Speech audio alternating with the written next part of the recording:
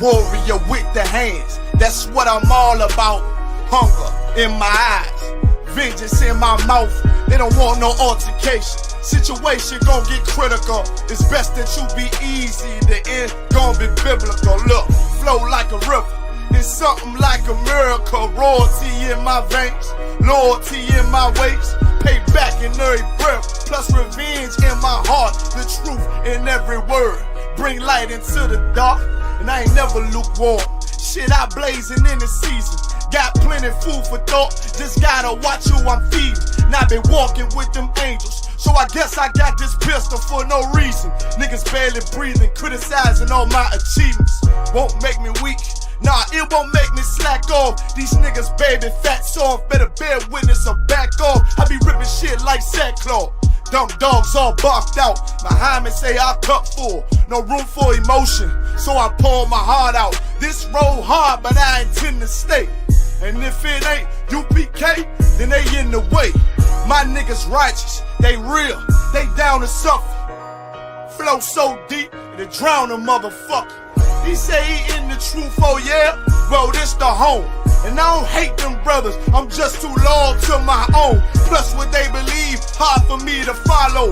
No rank me, no head, and I ain't leaving this body to live and sleep in hollow. So when they ask I'm UPK, you tell them absolutely. And I ain't trimming my ways for nothing, gotta execute me. Cause I can never die with my tail tucked between my legs. Shit I be thinking, watching my daughters tucked in their bed. They so smart, and Alana, she so beautiful, but they ain't like other babies, and they daddy far from usual. Now I'm missing cause I'm about my father's business. It ain't about this shit I used to do in that 98 Navy, the tan leather seats. See, without wisdom, this world make you weak. I found out that the truth was bitter, the lies are sweet. Tried everything, I guess me and Johanna had to meet. Now I make the blind see, and I make the dead speak. And teach both my little girls the day that they lie with a man, they better bring me bloody bed sheets. Chaos match the time, this Glock match my handpiece. And I ain't trying to take him out, but I will defend this house. Or take a check, 144 in that black trench on some hitman shit. Shit call me 47, praying for Armageddon. Me and my soldiers dressed for the wedding. Fuck the fame, ask why, tell them I'm loyal to the king. Until the righteous reign, loyal to the king. I want that straight lane to break the chain. Loyal to the king, you devils can't have me, bitch. I'm loyal to the king. That's right. Bring that hot flame, UPK, loyal to the king. Until the righteous reign, loyal to the king. I want that straight lane to break the chain. Loyal to the king, you devils can't have me, bitch. I'm loyal to the king. Bring that hot flame, UPK, loyal to the king.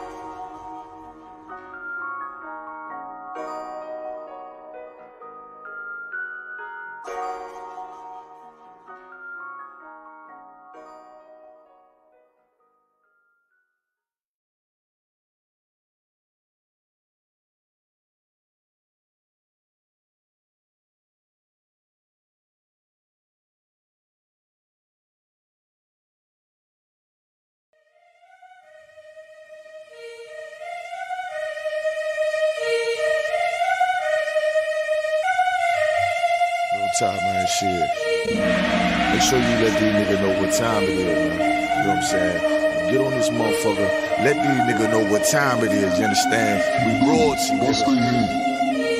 King Ty really one of the realest. I survive drive-bys from them killers. Like I got 9 lives, I got 9 wives. I said fine wine with them bitches. I'm spitting fire bombs in your city. I got like 8 or 9 niggas with me. And we all ready to die in a minute. One West, we the best in the business. I get offended, I fuck niggas fended. Talking they get it, but niggas is timid. Rappers is softer than linen. Catch me out parking lot pimping. What more could I give them? I've been the hottest forever. Why would I lie about cheddar? I can do better. I just put loyalty first. Royalty coming whenever. Pull off in the Jetta. Curvy, she on me, you sweater. My feel like wearing a sweater in summertime weather. Haters so salty, no pepper. You not that seasoned or clever. I'm with the rebel. Used to pump bass with the treble. Baking a cake in a kettle. I used to cook up the work. Now I just cook with the metal. Gotta keep foot to the pedal. Yeah, let me give it gas on the highway. Let the music blast on the calm day. Break the Glock down into 3 parts. Put the 3 together like my Najee. Sipping like Bombay with my enclave. Got my mind made. Ain't no time waste. Eating prime steak with a fine date at a fine place. Getting violated. Hey, listen. You understand? I call up King Ty, he say, what's up? I say, what's good, my lord? Listen, he like, listen, these niggas ain't ready for none of this. You understand? I said, listen, if the nigga ain't one West, he ain't got it on his arm or his chest, I don't give a fuck about the nigga. It's just me and my niggas. We royalty, yeah. I got the hammer, you running, man. Come through your window like rubber man. Snapping your neck like a rubber band. Talk to my dog like the sun is set. He told me murder you rappers. Uppercut sending you vertical actors. Y'all got me coming with verbal attackers. I might attack you type physical too. So y'all be rhyming the way y'all be shining. I'm blinding these rappers like Mr. Magoo. These haters miserable, we indivisible. Look at these haters like they got no clue. No clue. They hold up ones and them W's. Really, bro, don't get too comfortable. If you ain't cut from the golf coast, signed by the Boston, we do not fuck with you. Cause you wouldn't last here. I told you the same shit last year. Already told. Keep talking that trash, I have a car, come kick your ass in. You already know. Your jaw like glassware. We pull up, not rocking no mask there. Don't care if you spot us, you know how you got us. It's over, you saying your last prayer. Go ahead.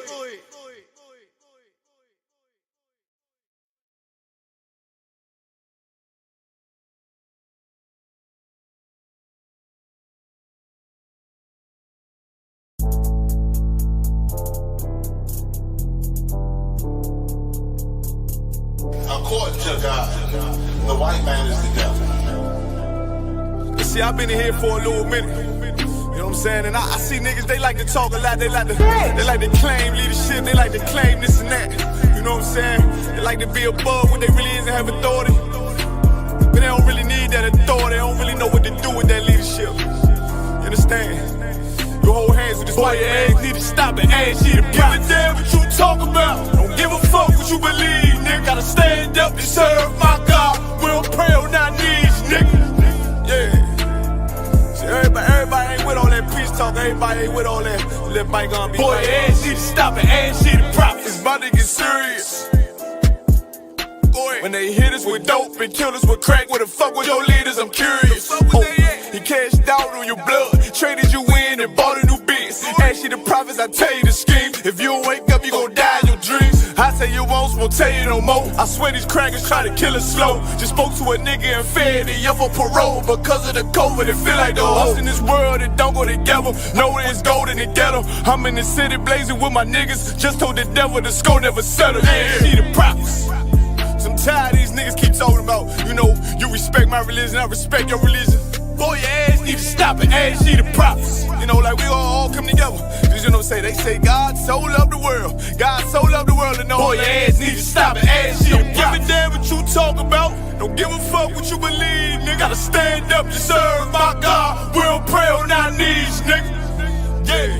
Hey, gentlemen, y'all, we don't pray on our knees, nigga. Gotta stand up. You know what I'm saying? Boy, your ass need to stop and ask you to I don't step, I'm solid for show. To the fake niggas, stay silent, I got it, let's go. I ain't taking no loss, ain't no talking when we got the flow. Ain't no peace, just play with your own. I'ma be loyal to the right arm. Tell him we can't keep it slate.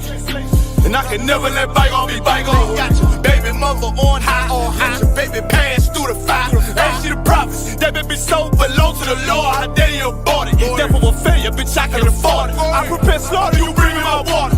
Push your leaders weak, let them lies slip through their teeth. Their ass need to stop and ask you the prophets. That's just the reality, Christians. I'm sorry to hurt your feelings. I know your pastor lied to you every Sunday for 30 years, but that's what the church is for, lying. That's why they exist, to lie the money out of your pockets. Boy, your ass need to stop and ask you to give a damn what you talk about. Don't give a fuck what you believe, nigga. Gotta stand up to serve my God. We don't pray on our knees, nigga. We don't pray on our knees, nigga. Gotta stand up to serve my God. We don't pray on our knees, nigga.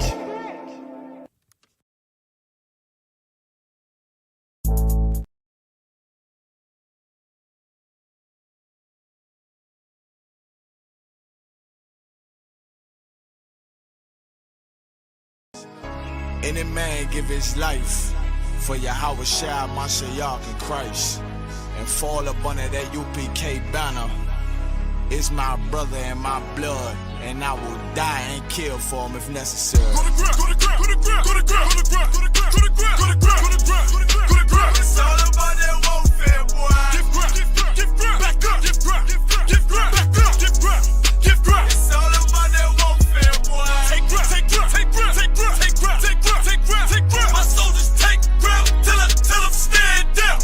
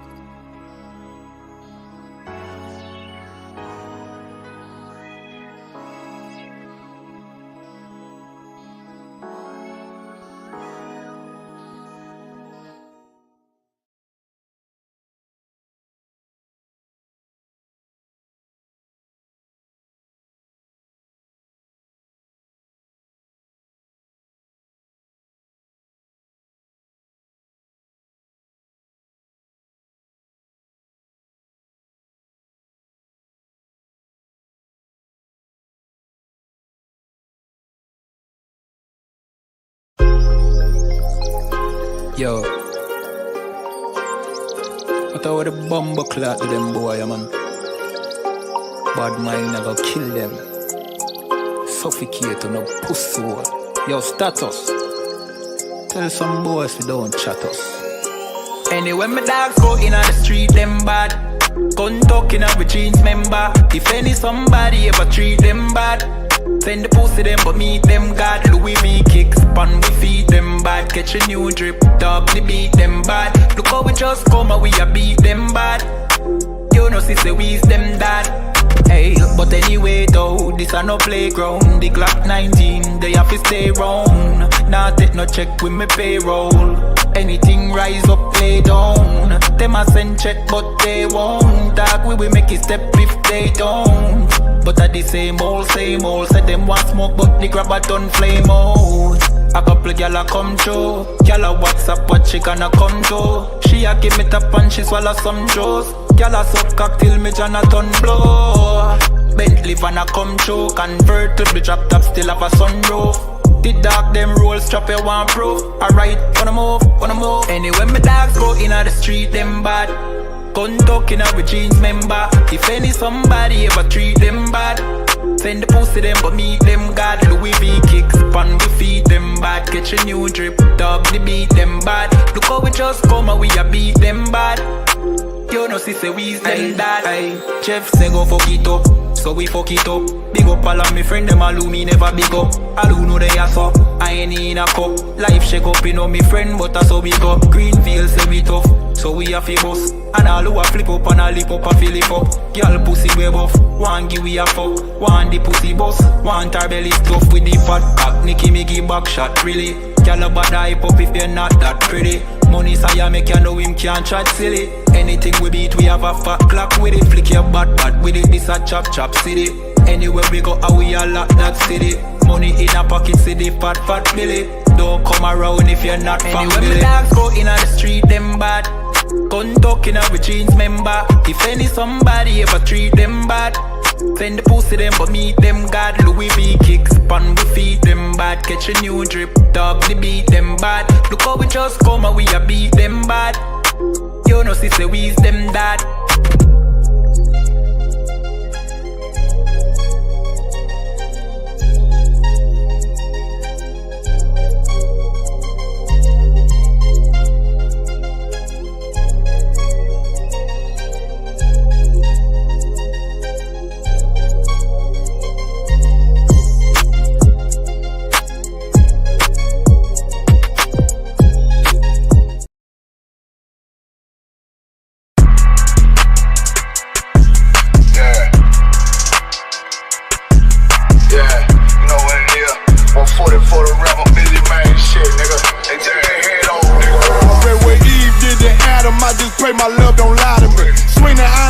And I can't let no hoe to lie to me. I don't feel these rappers, all they lies is hypocrisy. Ain't no competition, ain't no rivalry. Niggas think I'm playing, I don't hear one word they saying. This shit light work. Think Muhammad one of us, he might lose his life first. Suckle up and stay alert. Another cop just stretch the nigga. He a demon, this an exorcism. Watch I bless the nigga. You took that oath in blood, then you know I'm gon' get active with you. From the opposition, I see vision. Let me paint the picture. Rappers claim they spit and I ain't listening. Is it fact if revenge was a woman, now I stole that bitch like Jacob. So I war, we gon' run the summer. It's gon' be historical. Thought they making plays, made them niggas call the audible. Ask who run this shit, but that question is rhetorical.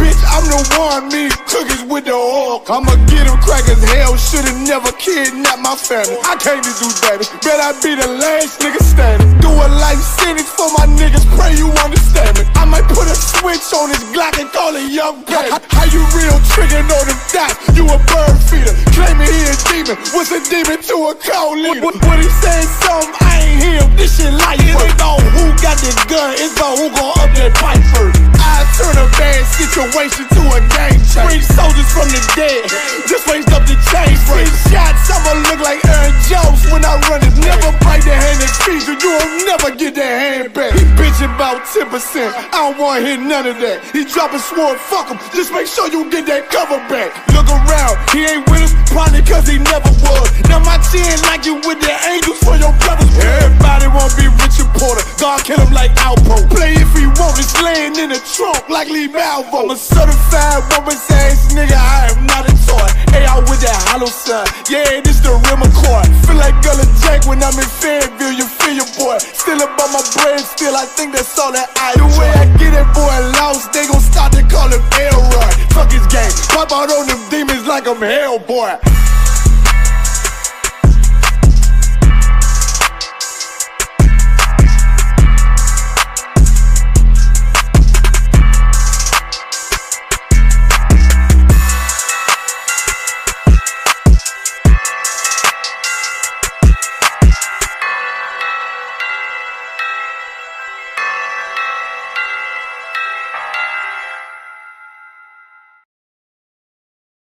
This a Batman tool, I promise you. This shit lit, cuz. This shit lit, alright? Run that joint.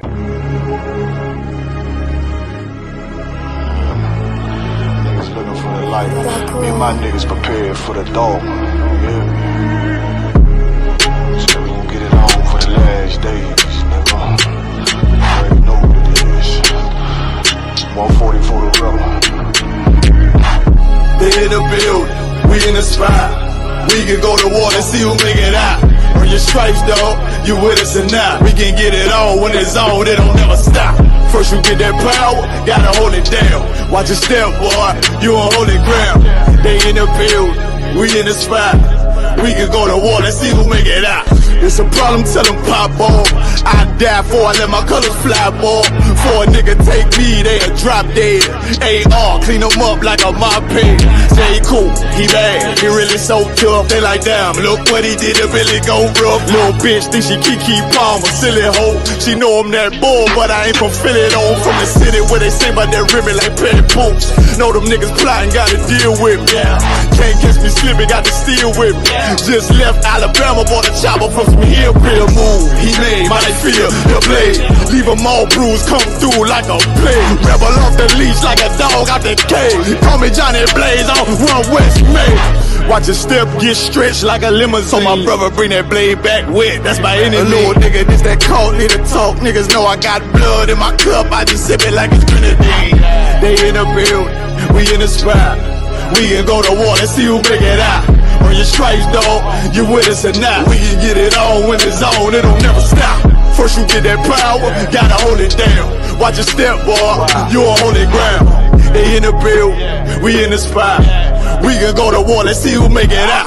Tell them niggas good night, here come the best. Look, told them niggas get right or get left. UPK, bad man, I pin to your flesh. Hellboy, rip the soul out of dead man shit. Got the rate, the power, I been the showstopper. Yeah, they might hate, but I know they gon' watch. Zone on lock, and you know the flow prop. Iced out, got the drip by the David Jones lock. Know I got the plan, they say that you the man. No shit, Sherlock, I'm the one you heard about. Burn down the building, let them all watch. Throw that one west up, then I swerve out. Sick with this shit, I do not need a detox. He don't watch a step, blow him out them Reeboks. We taking over, I'm sending the word out. Can't see me, little nigga, I put you in a bird box. Look, it's one West practical, gladiator, maximal. Creep on them slow, but they Glock fire rapido. All I want is more power, more straps to blow. Ain't got excuse for no car, he gon' have to go. They in the building, we in the spot. We can go to war and see who make it out. Earn your stripes, dog, you with us or not. We can get it on when it's on, it don't never stop. First you get that power, gotta hold it down. Watch your step, boy, you on holy ground. They in the building, we in the spot. We can go to war and see who make it out.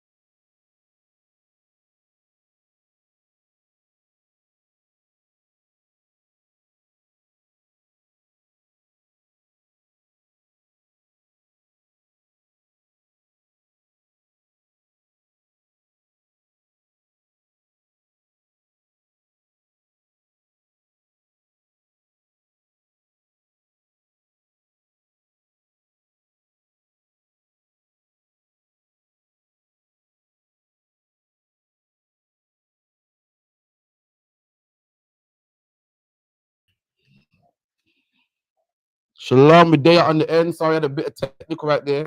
Making my mics okay. Let me know if you hear me good. Give me a 1 or a con in the chat. I'm Officer Karafia, the camp leader of the ISUPK in the UK under Commanding General Johanna. You know, we started out of 125th Street, Harlem, New York. You know what I mean? And we're based in Birmingham at 394 Lodge Road, B18 5PW. 394 Lodge Road, B18 5PW. And we got classes Monday all the way till Friday, Tuesday and Friday being online virtual, and the rest being in person, 7 to 9, in which any black man, Hispanic man, Native Indian man, or woman can come in attendance, man. Also, we got loads of content on ISUPK UK, Facebook, Instagram, Periscope, TikTok, all social medias, man. Look us up, man. We got that good content, some good content coming out, man. Trust me. You will learn that you're a Jew, man. You will learn that black people are above all nations, man. You get me? You see all our battles, all our debates, all our lectures, everything, man. All of our street speakers. Also, tomorrow we are going to be in Leicester, 12 o'clock sharp, all the way till 5 o'clock, man. 12 o'clock sharp, all the way to 5 o'clock. We're going to be in Leicester, breaking it down, prophesying, doing what we do best, waking up the dead, like Christ said. Christ said, wake up the dead, man. Heal the sick, raise the dead, feed the poor. And tomorrow we're going to be doing all of that, man. Also, waiting on my co-host, Officer 5000, Officer Dungabar. You're going to come and blaze up this podcast, man. Also, make sure you contact the school on 079 607 46784. Any people in the comments that give shout out to you real quick? To anyone in the comments, big up to Nakapaya One West, big up to Tazanawa I, big up to Ira. You else got in here? We got Sharapar, big up to Sharapar. All these from Birmingham, London. We got Ira from Holland. You else got in here? We got Baraki Allah all the way from Canada. Ain't seen Baraki Allah in a minute, man. Baraki Allah went all the way to DR. Oh, now Baraki Allah ain't come back and give me an interview, man. What's going on with that, man? What's going on with that, man? Oh, now I can't get interview from Baraki Allah. Letting me know how it was down in DR, man. So anyway, contact the school. Also, who else? We got Dungabar in there as well. Sean Dungabar. Yahweh Shemi Shabbat. Ain't no sweat. But in the meantime, yeah, we got Dungabar coming in, getting sorted. Give him a minute. Also, we got oh man, we got a feast day coming up, which is gonna be the feast of Hanukkah, what the so-called Jewish man calls Hanukkah. You know what I mean? We're gonna got the feast of Hanukkah coming up as well. We'll give you the dates on that. That'll be at 394 Lodge Road, B18 5PW. Make sure you make your way down to Birmingham, man. If you're not from Birmingham, get your coach money sorted, get your petrol money sorted, your hotel sorted, and come the feast days. You know what I mean? Let's pick up the right feast days. We'll be up tomorrow, blazing streets, doing what we do best. And also contact the school, man. You can contact the school right now, 079 607 46784, man. Any questions you want answered, or even if you just want to smoke, man, contact us, man. You're Christian and you think that we don't know nothing, and you think we've been talking nonsense and we're racist. You want to put us in our place, man. Listen, feel free to do so, man. And the number's 079 607 46784. Also, if you want to become a trooper in the school, man, do your 90 days, come in all black, receive yourself a name, and start to work your way through these ranks, man. Anyway, Shalom Dungabar, what's up? Hey, Sean, another episode on the ends. Listen, man. Catch us tomorrow in Leicester. Listen, man. Last week we had a great week in Leicester, man. ISUPK still undefeated, man. Still undefeated. You got white men talking about we're not paying money. We don't want to pay no reparations and all of those things. And it's good that they say that, man. Because now when Christ returns and they have to go in slavery, I don't want to hear nothing, man. Listen, you didn't want to pay. This is the thing, because they're so full of pride and they don't want to pay reparations. Time's coming when Christ returns, he's gonna make them pay reparations, man. Like they have to do double slavery now. Imagine this man has every opportunity to, apologize for what he done and be remorseful and pay it back. But what? The oppressor's heart is hardened like Pharaoh's, man. Their heart's been hardened like Pharaoh's, and they can't see no wrong. Like they can't see anything that they've done wrong. In their mind, slavery was right, and you owe us money. That's what they're saying. In their mind, slavery was right, and you owe us money. So the day's coming when we're going to see who owes who what. That's what's going to happen. The day's coming when we're going to see who really owes who. These men are talking about, we don't like migrants and immigrants and all of these things. This is what they say, we don't like migrants and we don't like immigrants. Whereas they claim they believe in Jesus Christ, and if he was in England, he would be considered an immigrant, man. He wouldn't be considered British. Right. I mean, he didn't have no British passport. He wouldn't be considered British. So what they're saying don't make no sense. They say, yeah, we love all nations and the British Empire. But if Christ lived in England, if Christ came today, you would treat him bad. Guess what would happen? If Christ came today, Keir Starmer would try and deport him, man. That's what Keir Starmer would do. He would be treated like the Windrush. He would be treated just how you treated those Windrush people, man. So that's how I know you devils would never love a black Jesus Christ. Because if you would love a black Jesus Christ, this is what you would do. You would also love the people that look like him, man. You do know that's Christ is going to return and say, when you done this, you done it to me. And people's going to ask, well, when did we do this for you? And he's going to say, yo, when you took care of these brothers right here. Listen, man, you devils ain't done nothing to not that we need you to. We don't even want nothing from you, just slavery. But you ain't done nothing to help black people. And when Jesus Christ returns, you devils are going to be like trying to say to him, yeah, because we love black people and we try to help them. Where Alban's going to stand there saying, no, we asked you for reparations outside the clock tower. And you told us, you want reparations from the black. What you are going to receive from the blacks is double slavery, man. That's what you're receiving from the blacks. So lucky are you. No, man, that was powerful, man. Let me get the scripture that you quoted a bit, man. That was powerful, man. 1 second. This is Matthew 25 and 39, 38. Break it down for me, Salakia. So verse 37. Then shall the righteous answer him, saying, Lord, when saw we thee and hungered and fed thee, or thirsty and gave you drink? Yes or no? Christ is going to say, like, when did we see you first and when did we see you hungry? Because you believe in Christ, you believe in only giving this one man love. That's what you believe in. You believe in treating everybody else like garbage. But this one man, you're going to love him. It don't work like that, man. How you treat blacks and Hispanics is how you would treat Christ, man. Because Christ came from that same lineage, moved like us, look like us. How you treat us is how you would treat him. That's lucky. Go ahead. When saw we thee a stranger and took thee in?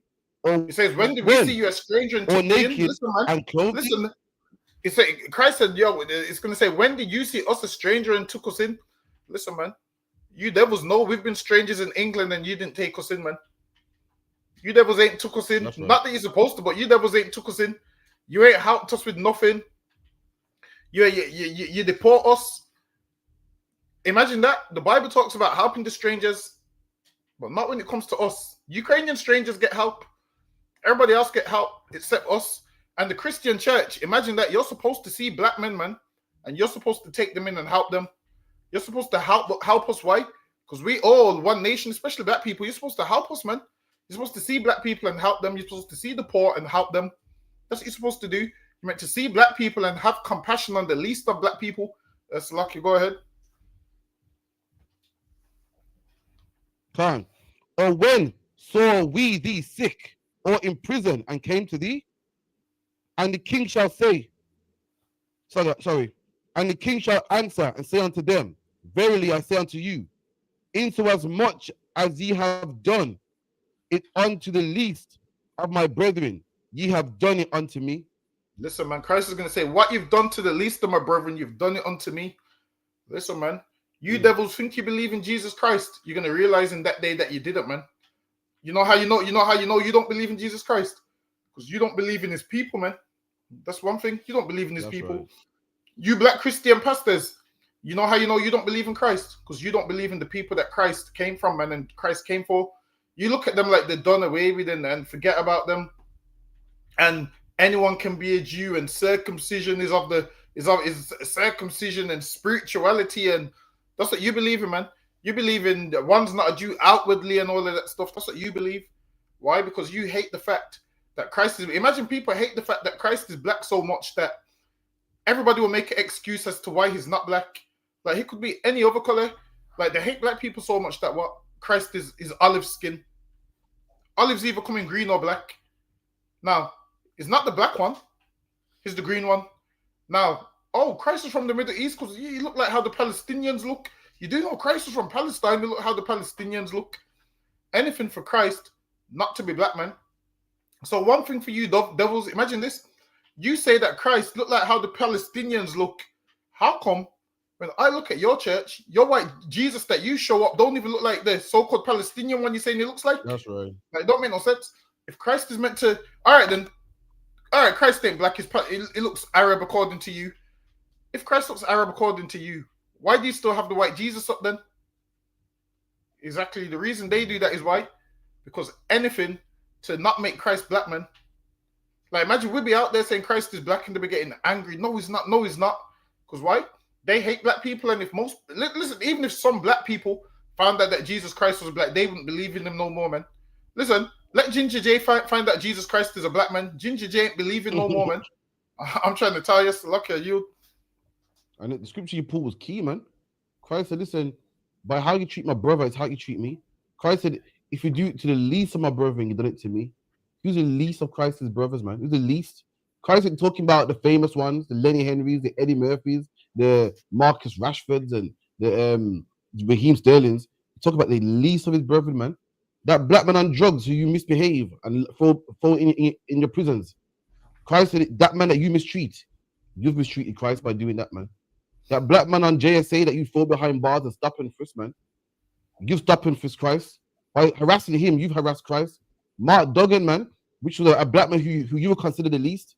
A man with 10 baby moms and a man who's, you know, on JSA, a man from Tottenham. By you killing him, you've killed Christ, man.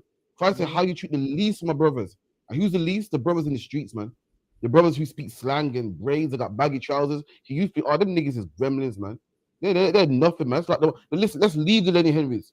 Let's leave the Raheem Sterlings. They're good black people, but them niggas, let's harass them, man. You harass them brothers. You harass Christ, man. White people don't love Christ. Why? Because if you love Christ, you will love his people, man. And we're his people, man. Anyway, let's move forward. Sis, give me any topic real quick, man. Stay off the Jewish from for now. Give me any video for now. Any questions in the chat? Nothing yet? Any comments? No sweat. Also, contact the school 079 607 46784.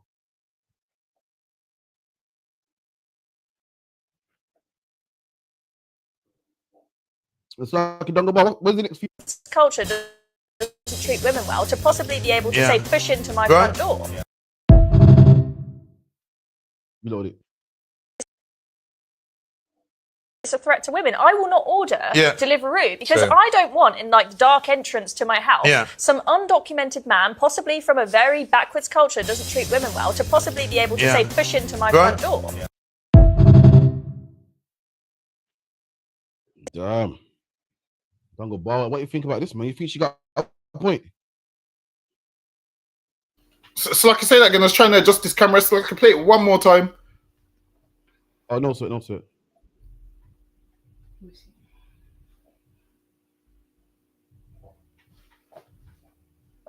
Give me 1 minute.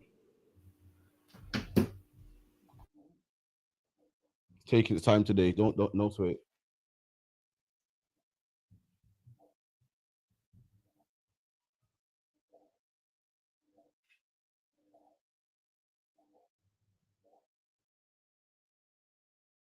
This is one woman talking about how she won't order Deliveroo. I don't want, in like the dark entrance to my house, some undocumented man, possibly from a very backwards culture, doesn't treat women well, to possibly be able to say it's a threat to women. I will not order Deliveroo because I don't want, in like the dark entrance to my house, some undocumented man, possibly from a very backwards culture, doesn't treat women well, to possibly be able to say, push into my front door.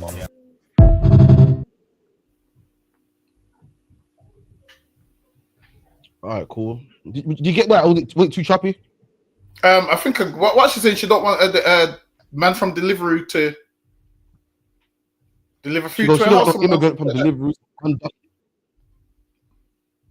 She's saying she don't want no undocumented man from Deliveroo to come in the yard and rape her, basically. Damn. You reckon she got a point? You know what? Half and half, because a lot of those Deliveroo drivers are wild, man. They come to your house trying to flirt with you and all kind of things. So listen, she ain't too far. I hear what she's saying. She's more being racist, but a lot of them are that way. A lot of them don't speak a lick of English. A ton of East Indians on pedal bikes, eating half your food and so forth. But the solution for her is learn how to cook, man. That's it. That's right. Learn how to cook, and you don't need no one undocumented bringing you food. This is what to do. Learn how to cook, and you won't have that problem. Or she should get a man. If she's got a man there, the delivery man will know what time it is when that man opens the door, man.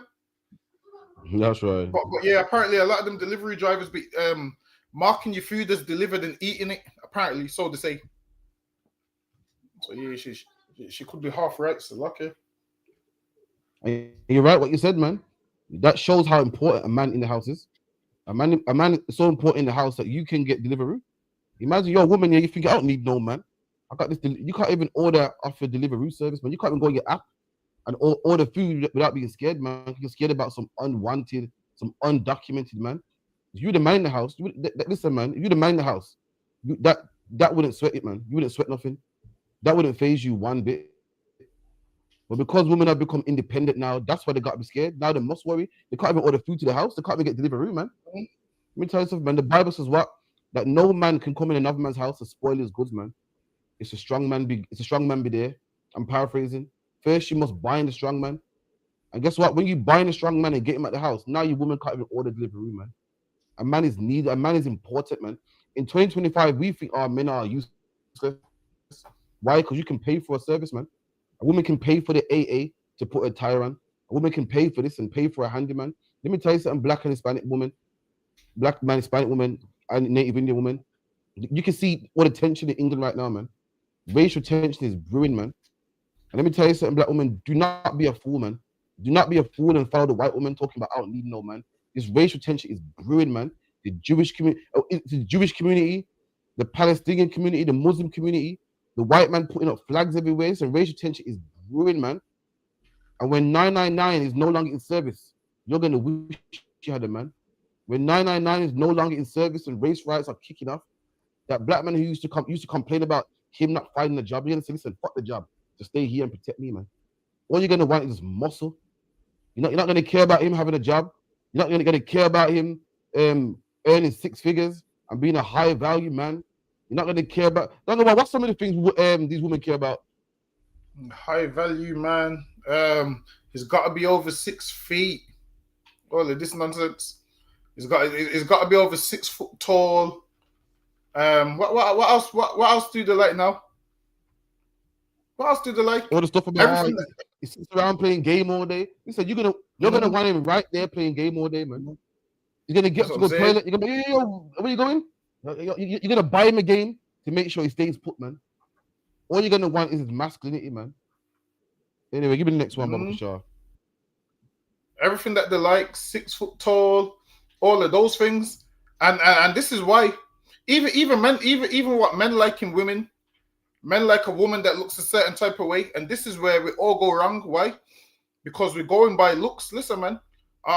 Maybe you didn't know that the Lord don't go by looks, man. The Lord looks on what's inside a man and a woman. Why do you think David's father didn't even consider David, man? He didn't consider him. When somebody's like, yo, bring your sons, he's brought all of them and he's looked at. Listen, imagine this. Even David's father didn't believe in him like that, man. He's like, nah, I ain't gonna be David. He brought all his other sons. Somebody's like, yo, have you got another son? The Lord ain't chosen these ones. And who did the Lord choose? David, man. Why? He said David was a man after the Lord's own heart, meaning there was something inside David that he was a man after the Lord's own heart, man. Now, as a man, that's what you want to be. A man after the Lord's heart, meaning women probably won't pick you because they're looking for what? Something on the surface level. But sometimes on the surface level that you like, that ain't it, man. Because now, what David's father liked and what everybody else liked wasn't David. But who was the man for the job? David, man. And David was that little boy that they left with the sheeps. That's right. Imagine this, how a family usually works is the oldest son gets the inheritance. David weren't even considered, man. So much that the father left him with the sheeps and had faith in all his other sons. One of these is going to be the king, not knowing that the son right there that you're looking past is going to be the king, man. The son right there that you're looking past is going to be the one. And listen, actually, that's a whole other topic. So lucky you can get the next one. This ain't scripture breakdown today. So lucky another time. Hey, give me the next one, sis, if you could. Another time. If you got difficult, try line them up beforehand. Switch up. Something good. No, it's not a good thing. You're an embarrassment. You're an embarrassment to our community. So that's the problem. Is we try use one. Yeah, go try use one. 1 second, Akim. Give me 1 minute.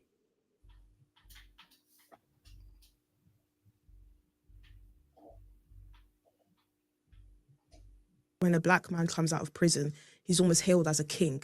Like, going to prison is almost cool. Like, he gets all these bottles sprayed at him like he's done something good. No, it's not a good thing. You're an embarrassment.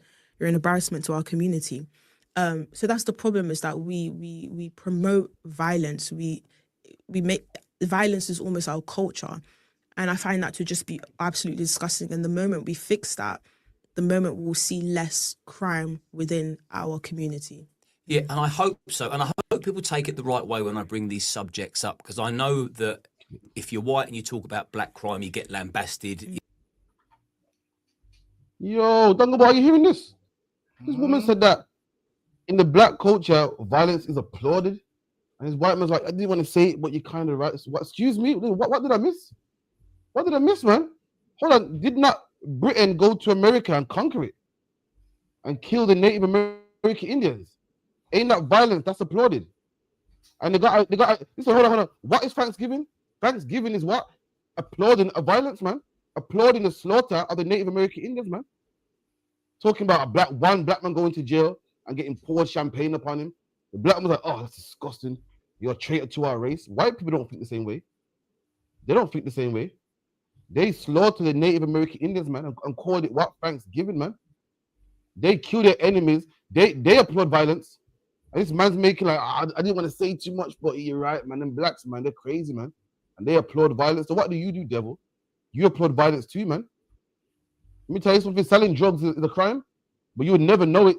Seeing that drugs is coming through all the radio stations and all the TVs, you get paid off it. You promote it. Let me tell you, this is why black people do crime, because black people are trying to be like you, man. You were the first criminals, man.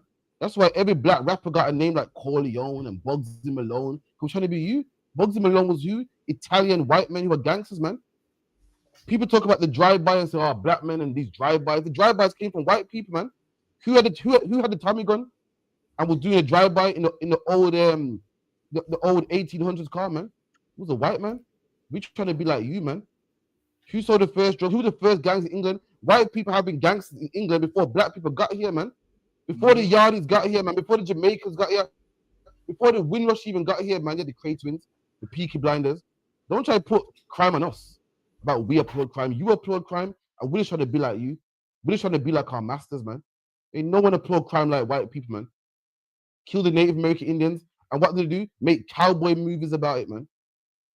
Make cowboy movies about it, man. Slaughter people and make movies about it, man. Talk about how great it was and spin the narrative. And they don't call it a massacre, they call it a victory, man. You know what? And one black man leaving jail with a bit, you know, his friends are happy to see him, they pour a bit of champagne. They make like something wrong with these niggas, man.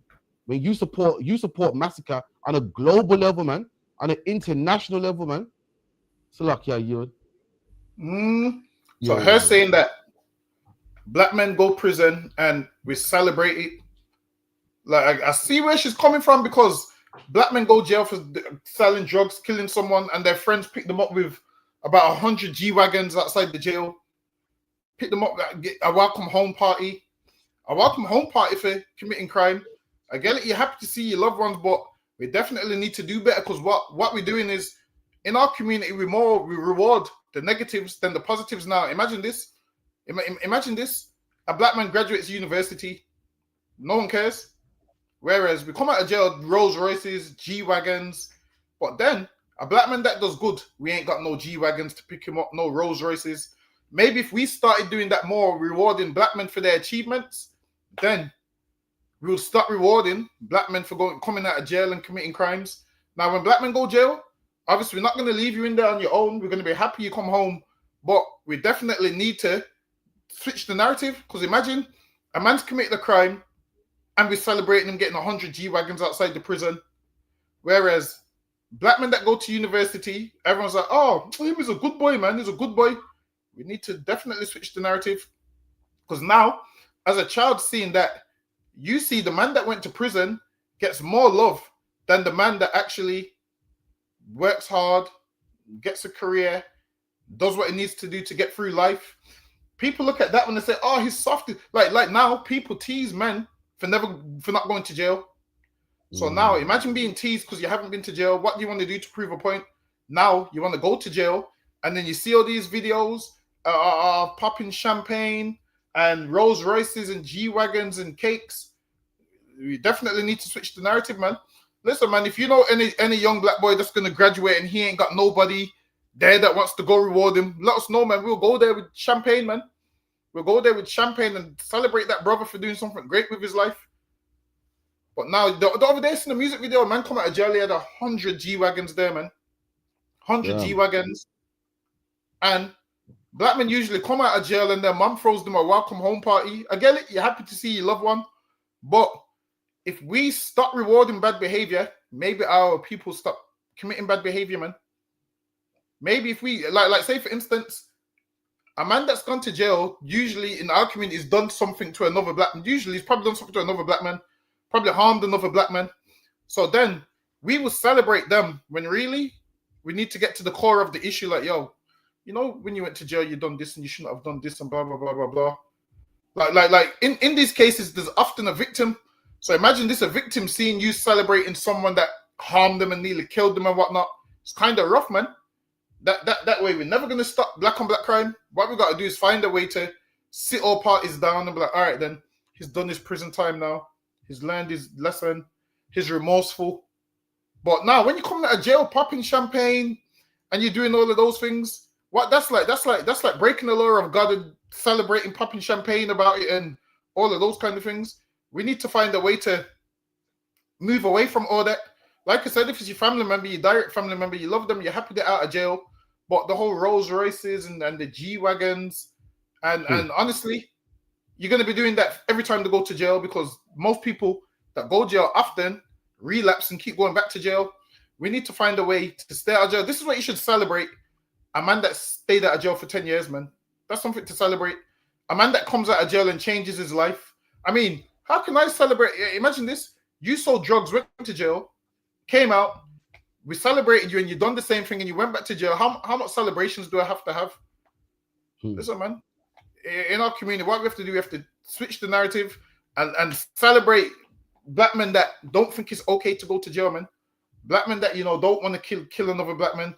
A black man that knows how to have an issue with someone and not pull out a knife. He knows how to walk the other way. That's the things we should be celebrating in our community. But because we're backwards and we lost a little bit, we celebrate all the wrong things. But so lucky, I don't want to keep going on at you. You're right, man. This shows how righteous black people are. This sister's, she's so righteous, she's able to even talk about shit, even when it's against us. She's like, black people pop champagne when we're criminals and get out of jail. We glorify badness, even though she's black. You know who can't do that? White people, man. You never see a white man say, you know how us white people are, colonizing countries, colonizing Nigeria. We killed the Aborigines. We took Australia. We took over China and made Hong Kong. We enslaved them with the opium. You know what I mean? We went to Africa and cut it up and give some to Belgium, some to Spain. The black man, forget about it, man. We conquered the Caribbean. We're just evil, man. The white man won't say that. What he would say is, we slaved you, but then we let you free. We slaved you, but we broke our pocket to free you, man. We slaved you, but we gave you, civilization, man. We are more righteous than them. That we can put our hands up and say we're wrong, man. We got to fix this is wrong. He would never say that, man. He says, I did colonize Nigeria, but it's for their own good. We did take over Australia, but you got all the excuses, man. We didn't conquer America. We won it. We won it, man. That's why they shouldn't be ruling. That's why we are the right people to rule. We are compassionate, man, and we are righteous. And even when we're in the wrong, we open our mouth and say we're wrong for this. Whenever you ever see a white man say, "Yo, we're wrong for this, man," the amount of countries we done taken over, the amount of people we done colonized, the amount of people we done killed, the amount of animals we done made extinct, the amount of oil we stole from countries, man, the amount of land that we bombed and flattened. We are wrong for this. They would never say that, man. And these sisters, black people are so righteous, even the small things, man, like going to jail, we point it out, man. People like that should be in charge. A man righteous like that, a people righteous, so righteous that we even point out when we're doing wrong. That's the reason why we should be in charge and not him. And with that, I yield, man. Thanks for Baba Kushar. See, with her though, I reckon she's probably doing it because she hates black men. You know, someone just hates black men so much. She's probably saying that because she hates black men so much and jealous that they got the nice cars and a man didn't spend the money on her. So sometimes when some people speak about black people, you have to wonder why. Is it coming from a good place or a bad place? What she should do though is mind their business and make sure the man she's lying down with doesn't go to jail. That's what she should do, man. Worry about the man that she's lying down with. Worry about if he's going to jail or not. Because what did she say? She said, what did she say? With the what? With the most violence? What did she say? She said something about with violent or something. I don't know if you said that, you know. Put it back. You got some on the screen, you know.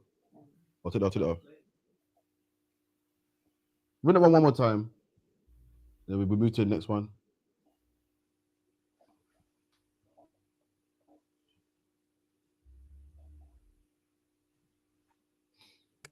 Like going to prison is almost cool. Like he gets all these bottles sprayed at him like he's done something good. No, it's not a good thing. You're an embarrassment. You're an embarrassment to our community. Oh yeah, she hates so that's black why men. we promote violence. We make violence is almost our culture, and I find that to just be absolutely disgusting. And the moment we fix that, the moment we'll see less crime within our community. Yeah, and I hope so. And I hope people take it the right way when I bring these subjects up, because I know that if you're white and you talk about black crime, you get lambasted. You know, you down. Yeah, I think she don't like black men. She's like, you're an embarrassment. What do you think, number? She just don't like black men. Come on, I wouldn't go as far to say they're an embarrassment. While it is, black people are a little lost, and we make mistakes, and we don't know how to do certain things. That's it. That's all it is. You don't need to say you're an embarrassment to the community. To what community? Like, does she speak for all of us? That's what I'm saying. She don't speak for all of us. She's talking about you're an embarrassment to the community. First of all, some men have been locked up wrongfully. So if they celebrate, that's one thing. It's the repeat offenders when they celebrate. That's the ones where it's a little crazy. But come on, you don't have to call them an embarrassment to the community. And you're doing this in front of white people, man. There's some things which should be in-house. Imagine this. You're on a podcast bashing black people in front of white people. That's the dumbest shit you could ever do. You meant to go on that podcast and speak good about black people. Then when we sit down behind the scenes with just black people, then you can tell black people, yo, use like a blah, blah, blah, blah, blah. But you've gone on there in front of a white man, and the white man's even looking at you like, yeah, I'm glad you said it because I'm thinking the same thing. She's gave that white man ammunition for him to say, because yeah, when white people say, so imagine this, all of what white people do on this earth, she went on there and could only speak about black men. Imagine this. She should have went on there and said, black people learn from the mafia. That's what she should have said. Should have went on there and said, you know what? Black people learn their behavior because they've been in England a long time. Slavery, they're lost. You like don't help them because the movies you put on TV, the way you portray them, the way you don't allow them to get jobs, the way you send them to special education and need schools. So they do certain things which ends them up in prison. That's what she should have said. She should have blamed them. Instead, what's she gone on there and done? Black men, you're an embarrassment to the community. Listen, man, she hates black men, man. I pray she ain't got a black man. So lucky you. So lucky. We'll get the next ones, yeah?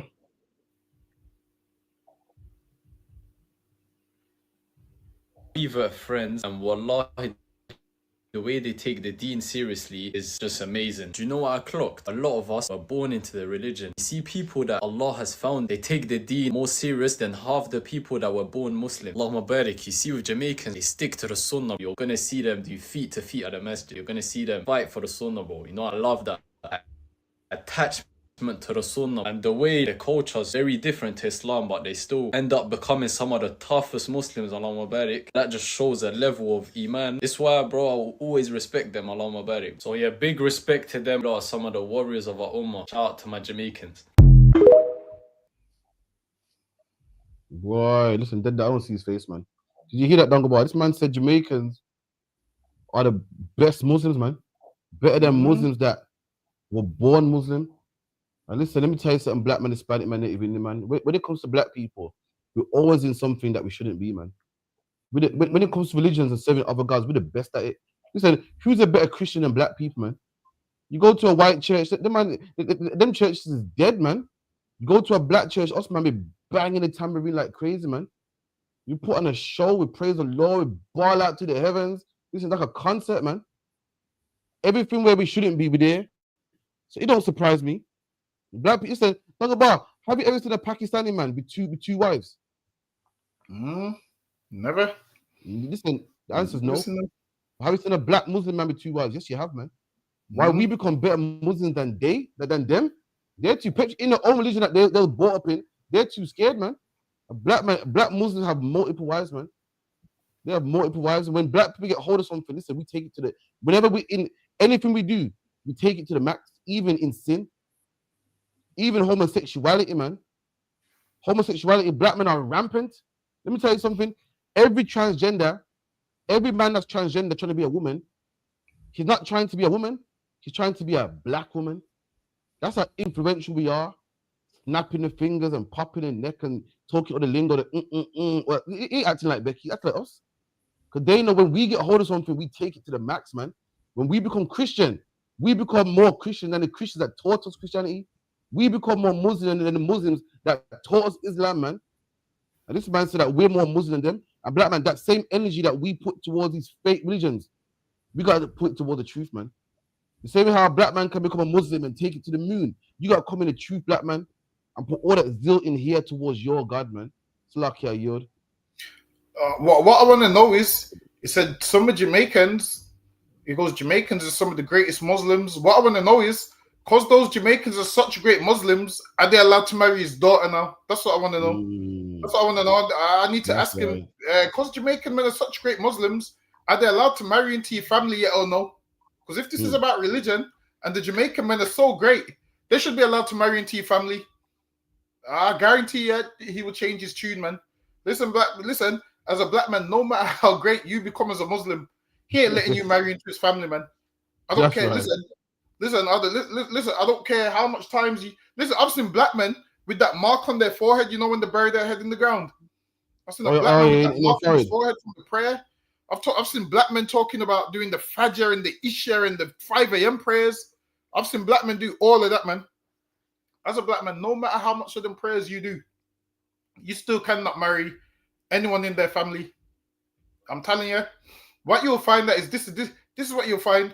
Whenever a Jamaican man's a Muslim, he never has an Arab wife or a Pakistani wife. He gets a white woman that used to be a whore. Now she's got a scarf on. He gets a white woman that used to be a whore and she puts a scarf on now. And you see them walking up and down the road. And this black man is such a great Muslim. He converted a whore. He converted a whore. And that's the ones that they get. And I'm not even lying. They get those white women. The white women be having a ton of babies. Baby's hair is always rough. Walking around. The worst is kind of white woman with the scarf on. And this man thinks he's accomplished something in life. Whereas the same people in your religion, whose daughter that you wanted, they will never let you have them, man. How do you know? Because it's rare to see. And guess what? If a black man does get one of them, you do know the family disowns their daughter. They disown her. You being Muslim ain't enough, man. You ain't the right race for that, man. That's what I'm saying. You ain't the right race for that. You see how them Arabs and them Pakistanis won't let you marry their children? It's the same like in here. We ain't letting no heathen marry our children, man. The same thing, right, man. Listen, the same way the Muslims cut their children off for those things, listen, we can also do the same thing, man. How about you be a black man and come with your own race where we're all the same? Where we're all the same. There's no difference between us. You don't have to put on an act to be something that you're not. Because that's what you're doing in there. You're in jail. You convert in jail. You come out of jail, you're Muslim, but then you're drinking Ciroc.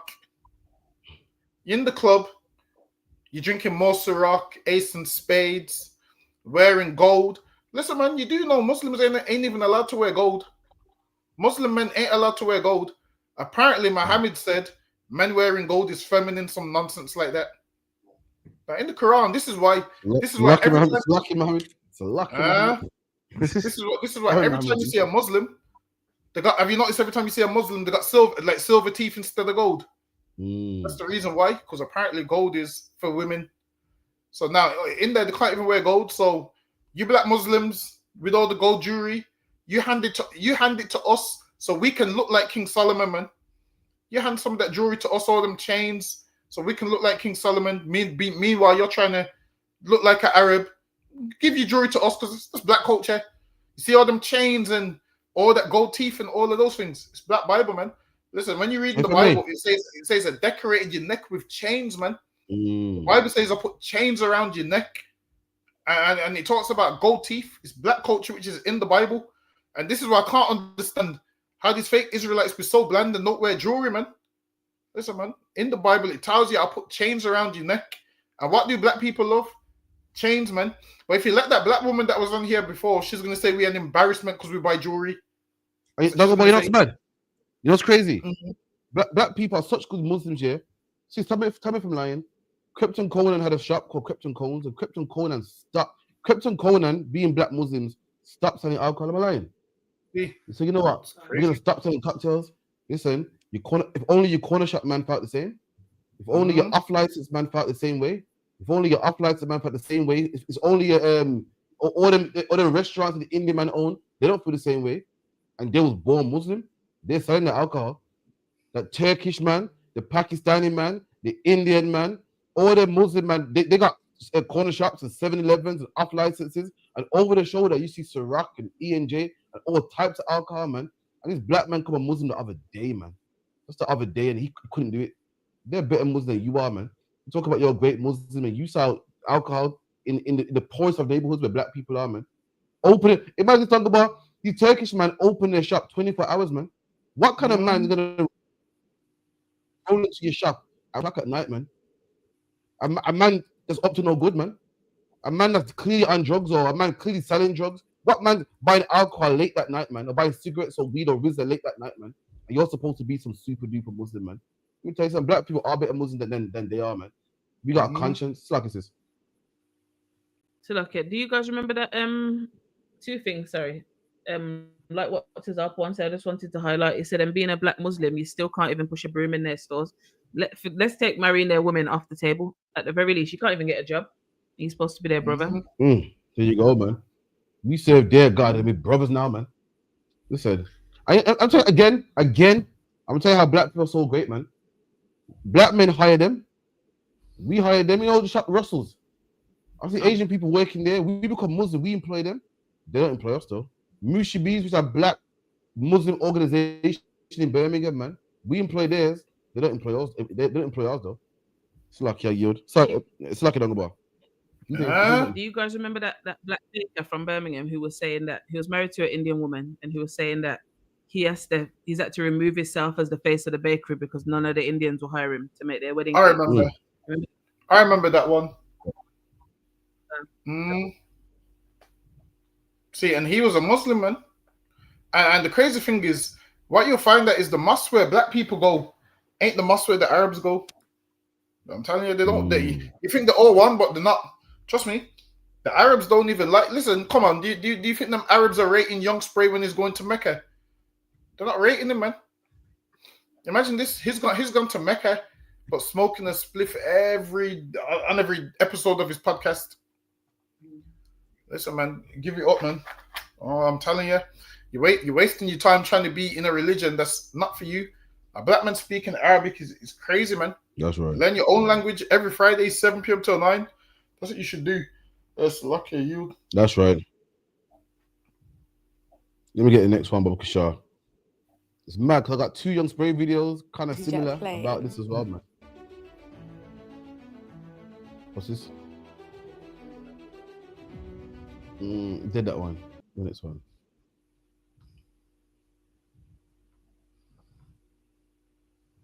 they build their own community and they think that they have their, let's say for instance, Ilford Lane. That's the one place I could really think of, I'll be honest. Yeah. They've taken over to the point where the British don't even want to live there no more. They move out to Dagenham, they move out to Essex because they want to get the fuck away from it. Yeah.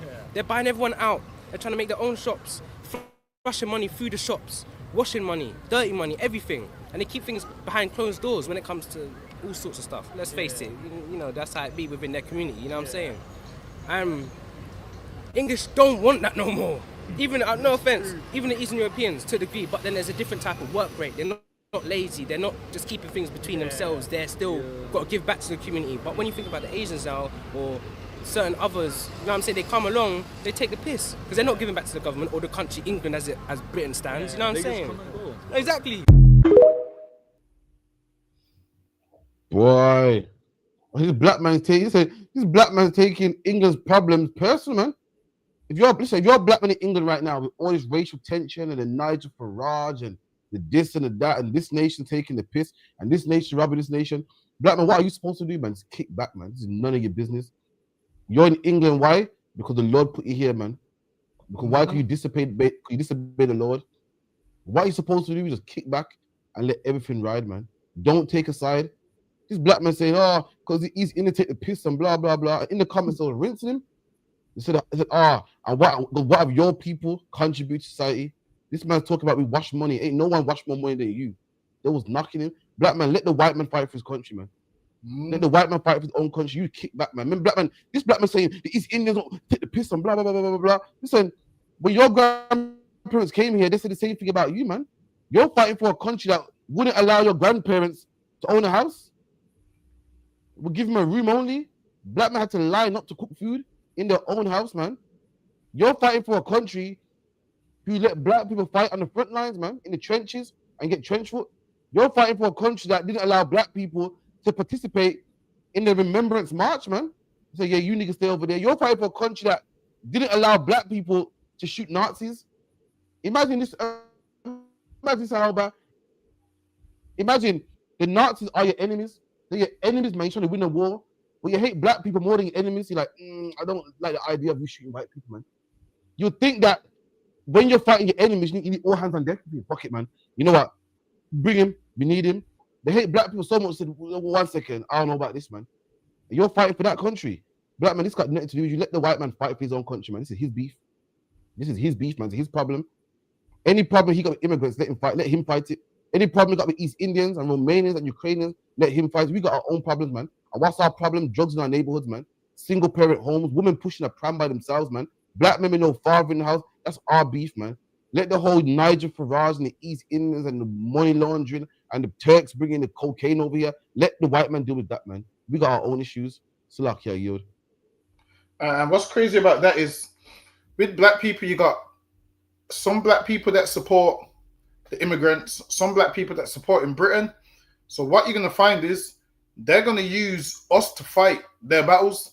So now you're going to have black men fighting the immigrants for white men. Then you're going to have black men fighting the white people for the immigrants. And it's going to turn into us fighting each other in the end. And they always do that. They always use the same tactic. They always get us involved in their wars every single time. In Jamaica, they've done the same thing with the Maroons, man. You had black men fighting on the side of the Spanish. Then you had black men fighting on the side of the Englishmen. And then what did it turn into? Black men fighting black men. While these two sit back, and then in the end, one of them wins. And then when one of them wins, they end up kicking you out the country anyway. That's what they've done to the Marines. They sent them all the way to Nova Scotia and them places. So now, this is just history repeating itself. Him making this video now, black people that support the immigrants is going to make one back, mad at him. Then he's going to make one back, mad at them. Then before you know it, black men are going to be killing each other over immigrants versus the British. A black man's going to kill another black man over him liking immigrants and one man liking the British. And we're going to fight each other and kill each other. And we're gonna fight this war for them until one of them wins. And then at the end of it, they're going to tell us, all right, it's time for you to piss off out the country because the immigrants won't help you and the white man won't help you. Now that they're going through this, they both want you on their side. Why wouldn't they? Now, when they're putting your Jamaican flag next to the British flag, the reason they're doing that is because they want you on their side. And then you're saying, okay, wow, they're mad at them, they're not mad at us. So you will put your Jamaican flag next to their British flag and feel like, yeah, you know them and you're friends with them and they support you and you support them. All of that is for now. The time's coming when, listen, in the end, only one flag can stand, and you think they're going to have your Jamaican flag next to the British one. That's not going to happen, man. In the end, they're going to want one flag. They're going to say to you, yo, embrace the British flag, man. Get that Jamaican bullshit down. Listen, they don't even like Jamaicans in the country, man. They don't even like Jamaicans in the country. And you're thinking, yeah, they care about that Jamaican flag so much. You do know that they hated Jamaicans when they was coming over here, man. Till this day, they don't like them and they don't want to give them, they let them get free NHS and they want to deport them. You do know what they've done to the Windrush generation, and none of these white people protested and was against it. None of them was. It was a secret scandal that nobody knew about. So-called nobody knew about, or people knew about it and they just didn't care. You think white people cared that you didn't have money for your paperwork? They didn't say, you know what, we're going to do your paperwork for free because we love you Jamaicans. They didn't say that. They was talking about deport them. There was a Windrush protest in town and there was about 5 people there. But now you feel included in Great Britain. If you went to that protest, you would have realized that you're not included in Great Britain, man. So lucky you. And you're right, man. Black man, you feel British. Listen, you feel British, black man, until you miss a penalty, man. I'm telling you something. Raheem Sterling felt so British. Yeah, Britain's embraced me, man. I'll play so good. Imagine this. Imagine this year. England went to the semi-final on the back of black people. They had the nerve to get pissed when we missed a penalty. Let me tell you something, white man. You wouldn't even be in the semi-final if you weren't for a man like Rashford. If you weren't for a man like Sterling. Talking about the British football team. Which part was it British, man? My black faces saw that football team. I thought it was the regular boys, man. Which part in the Olympics? Who's doing all the running and jumping and skipping, man? Black people are, man. Had the nerve to say, everyone show their true colors then. When Raheem Sterling scored the goal for the qualifier, everyone was so happy. Oh, it's British, man. Yeah, one of us, man. Yeah, one of us, man. When we lost now, yeah, man, the niggas, man, they ruined the game for us. Them gollywogs send them home. I said, shit, man. Don't take much for a man to switch, man. That's what I'm saying. When they wanted to qualify, they needed your help. When you miss the penalty, F off back home, man. And likewise, times are rough right now. Yeah, man, you Jamaican, you're Christian like us, man. Yeah, you respect British values, man. Until they get what they want. Oh, yeah, the black man's lazy again, man. Oh, yeah, the black man got tons of baby mothers, man. Yeah, man, the black man's lazy and this and he's a problem and he loves violence, man. Black man, don't get played, man. Don't get played, man. Slack, yeah, yo. Give me the next one.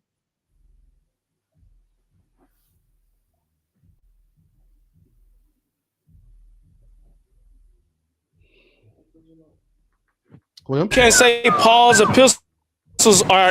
So you just reject the Galatians? I can if I want to, but I believe Paul to be a historical figure. You don't believe Romans is the word of God? No, because Paul tells you sometimes he speak as a man. So Acts, is that inspired word of God? No, that's a historical book. So then I don't see how we can have a conversation if we don't believe in the same text. I'm telling you, I believe in Romans. Okay, you do. But as a historical source, meaning Paul existed. But you don't figure out how to go to heaven through Romans? No, Paul don't save me. Christ saves me. Sure, but I'm saying he doesn't teach you how to have salvation in Romans. No, in Galatians, no. In Romans, yes. Okay, so Romans 4:5. What does Romans 4? You keep trying to make. So you can't say Paul's epistles are. So you just reject the Galatians? I can if I.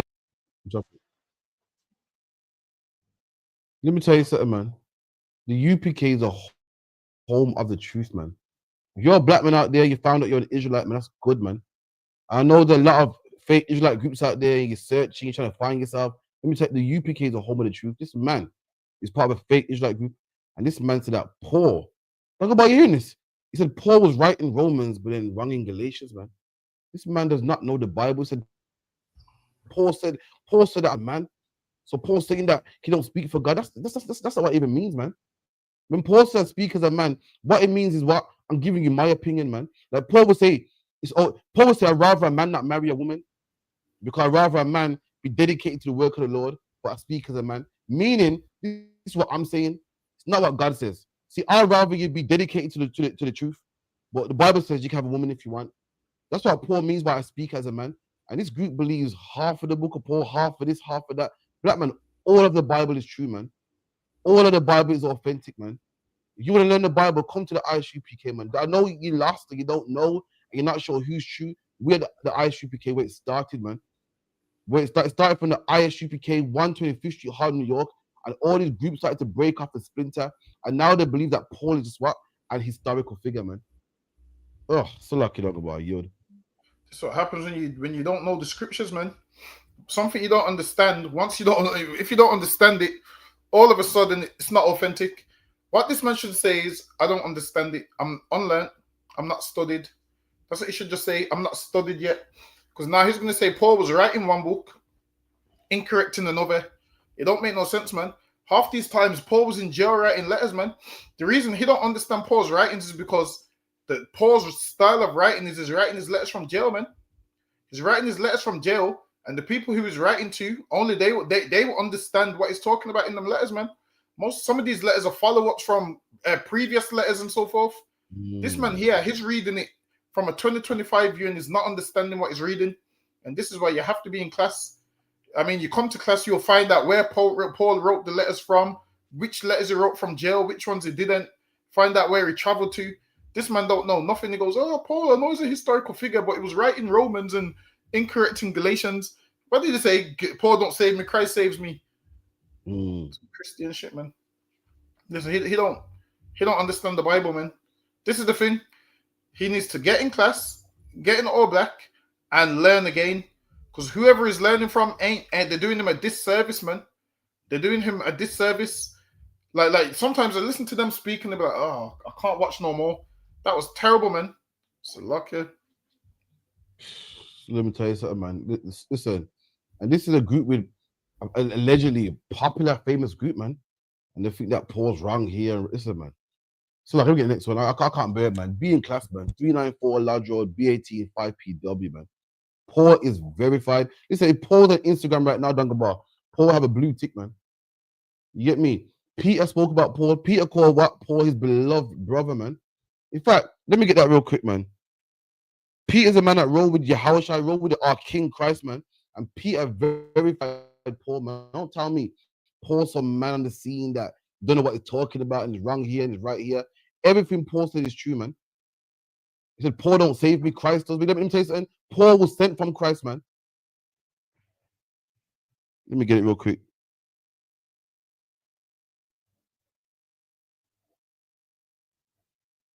And this is 2 Peter's 3:15, and it reads, and account that the long suffering of our Lord is salvation, even as our beloved brother Paul, also according to the wisdom given unto him, have written unto you. Peter didn't say Paul was a liar. Peter didn't say don't listen to Paul. Peter called him a beloved brother, man. A beloved brethren, man. That's what the word brother means, brethren, man.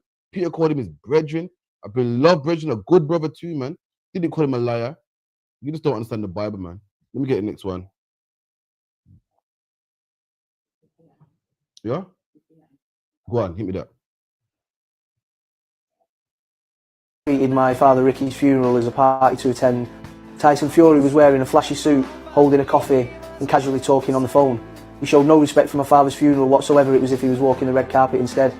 He stole all the attention, and I just want to say to Tyson, do you think you're cool? You can't even show the most basic respect. Then there's Wayne Rooney, who treated my father's funeral like a reunion with old friends. He kept greeting, chatting and laughing with every celebrity there, showing not an ounce of sorrow for my deceased father. He completely desecrated such a solemn occasion. Seeing this made me absolutely furious. Liam Gallagher brought his wife in.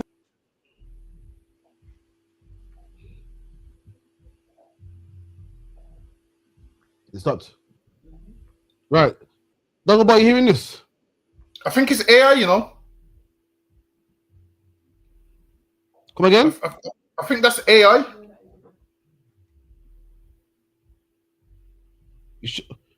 All right, what I'm hearing, like, Ricky Hatton's a boxer that died. I get it. He died, whatever. And I get it, his son's upset, or whatever the case may be. But is it me or is it reaching? No, that's what I'm saying. I think you sure that's not AI? The whole thing's AI. I'm not sure, is it? Well, I know this is what I seen today. I watched it. I thought, yo, like, what you want man to say, man? Like, my man can't come to your funeral in a nice suit. But if it's AI, no sweat. We go to the next one. Now, that one's AI because while it is Tyson Fury wore that suit because him and Ricky Hatton used to make jokes about the suit, so that's why he wore it as a respect thing. But while it is, people online started twisting it. So a lot of people started twisting it, saying it's being disrespectful, but it wasn't. He's wearing it because of a long-running joke that him and Ricky Hatton had. So yeah, that's definitely AI. I mean, the sun. So everything the sun's saying is fake. Yeah, it's AI. Nah, that's fake. That's AI. All right, no sweat. Let's get next one. Give me a spray one.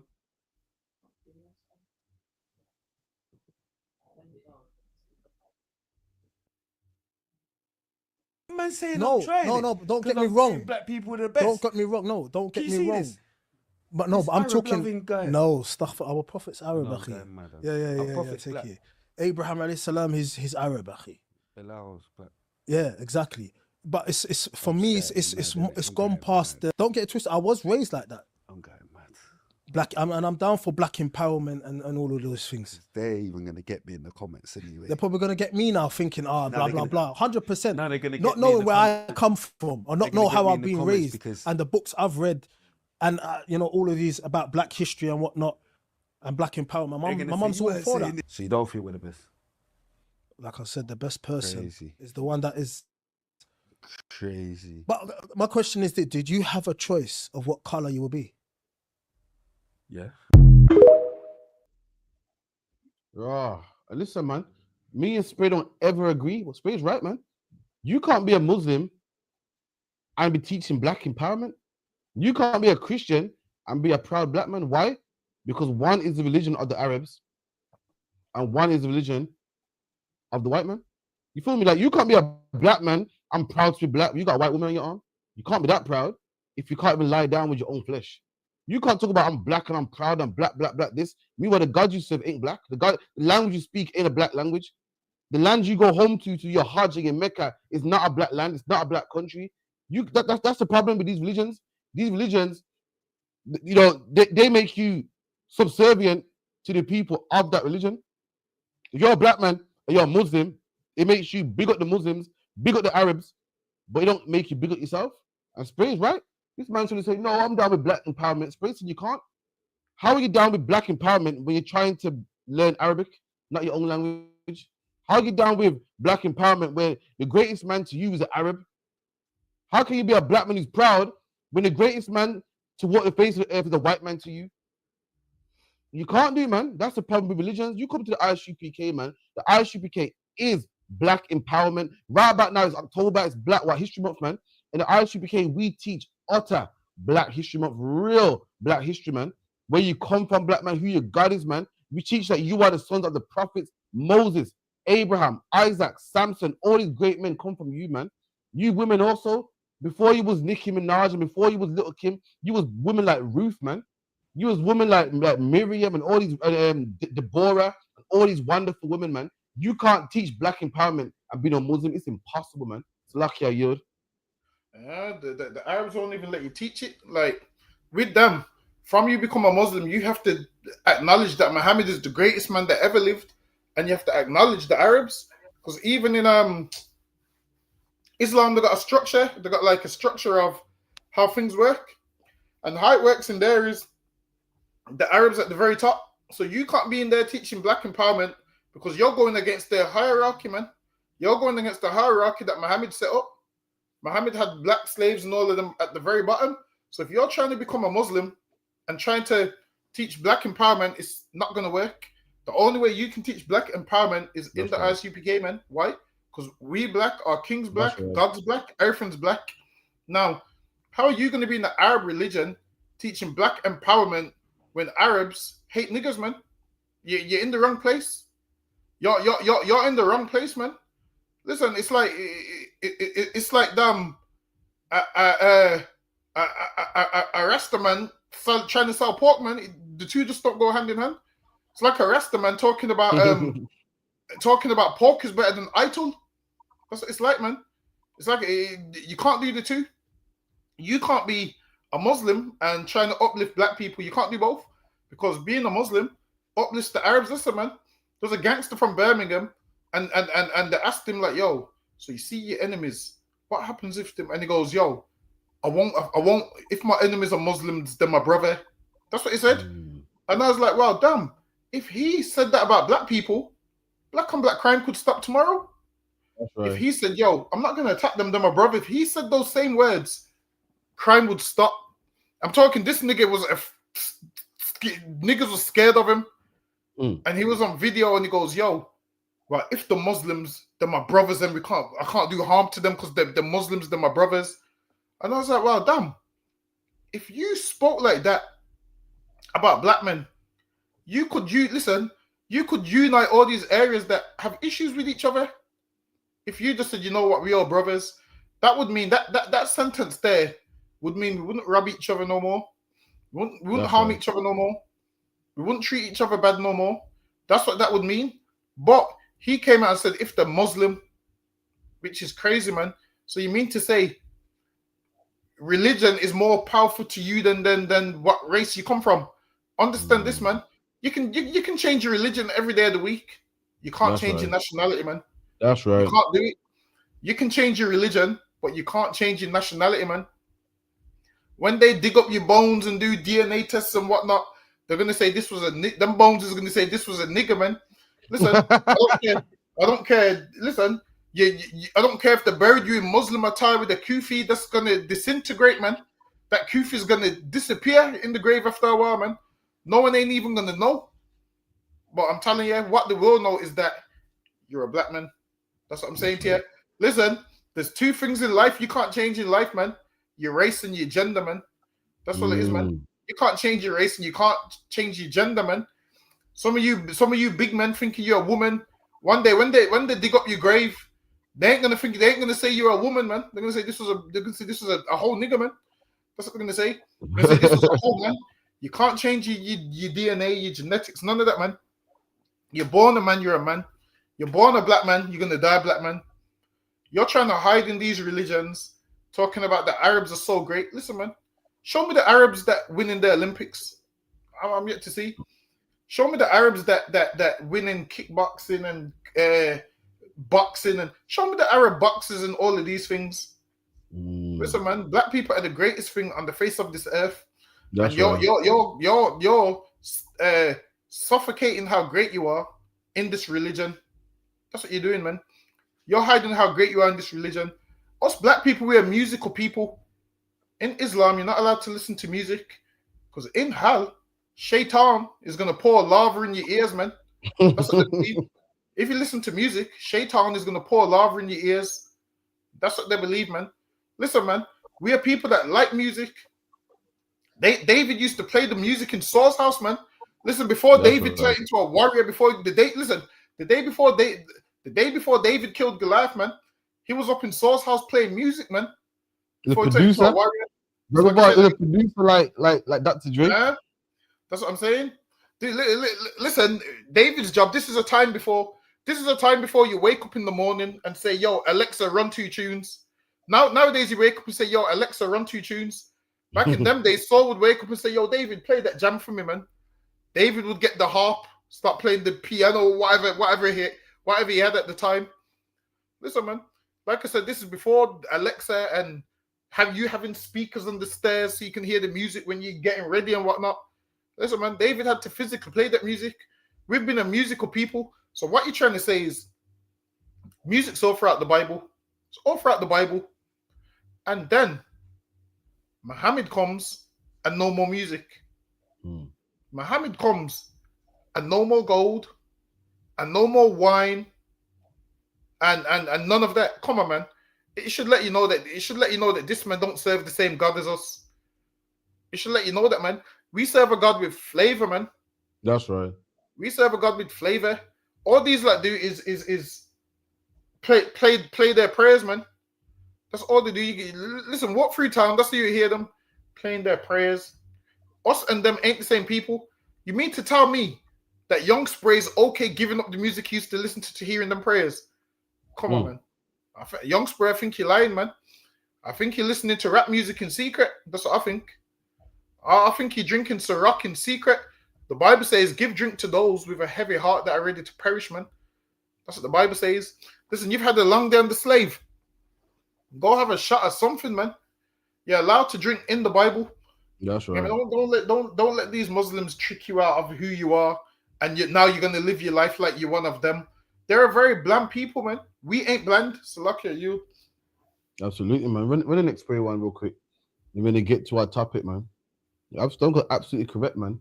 In the Bible, the Lord had a problem with our sins, man. Never had a problem with our blackness.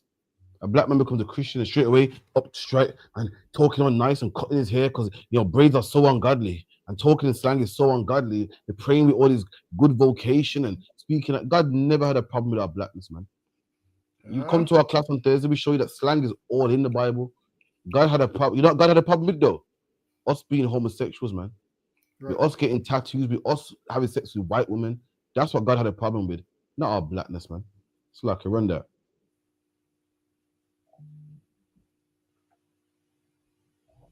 Christianity is the realest. That's what I've said, isn't it? Christianity is the realest. What he said? No, that's what I'm saying, bro. That's what I'm saying. Christianity is the realest. You get me? And stuff like that. So at the end of the day, whatever's been said has been said. You get what's been said? But I don't listen. Let me even tell you that I don't even remember the conversation. Do you want me to remind you? But all I know is that I said everything that I've said was backing what I needed to back. What I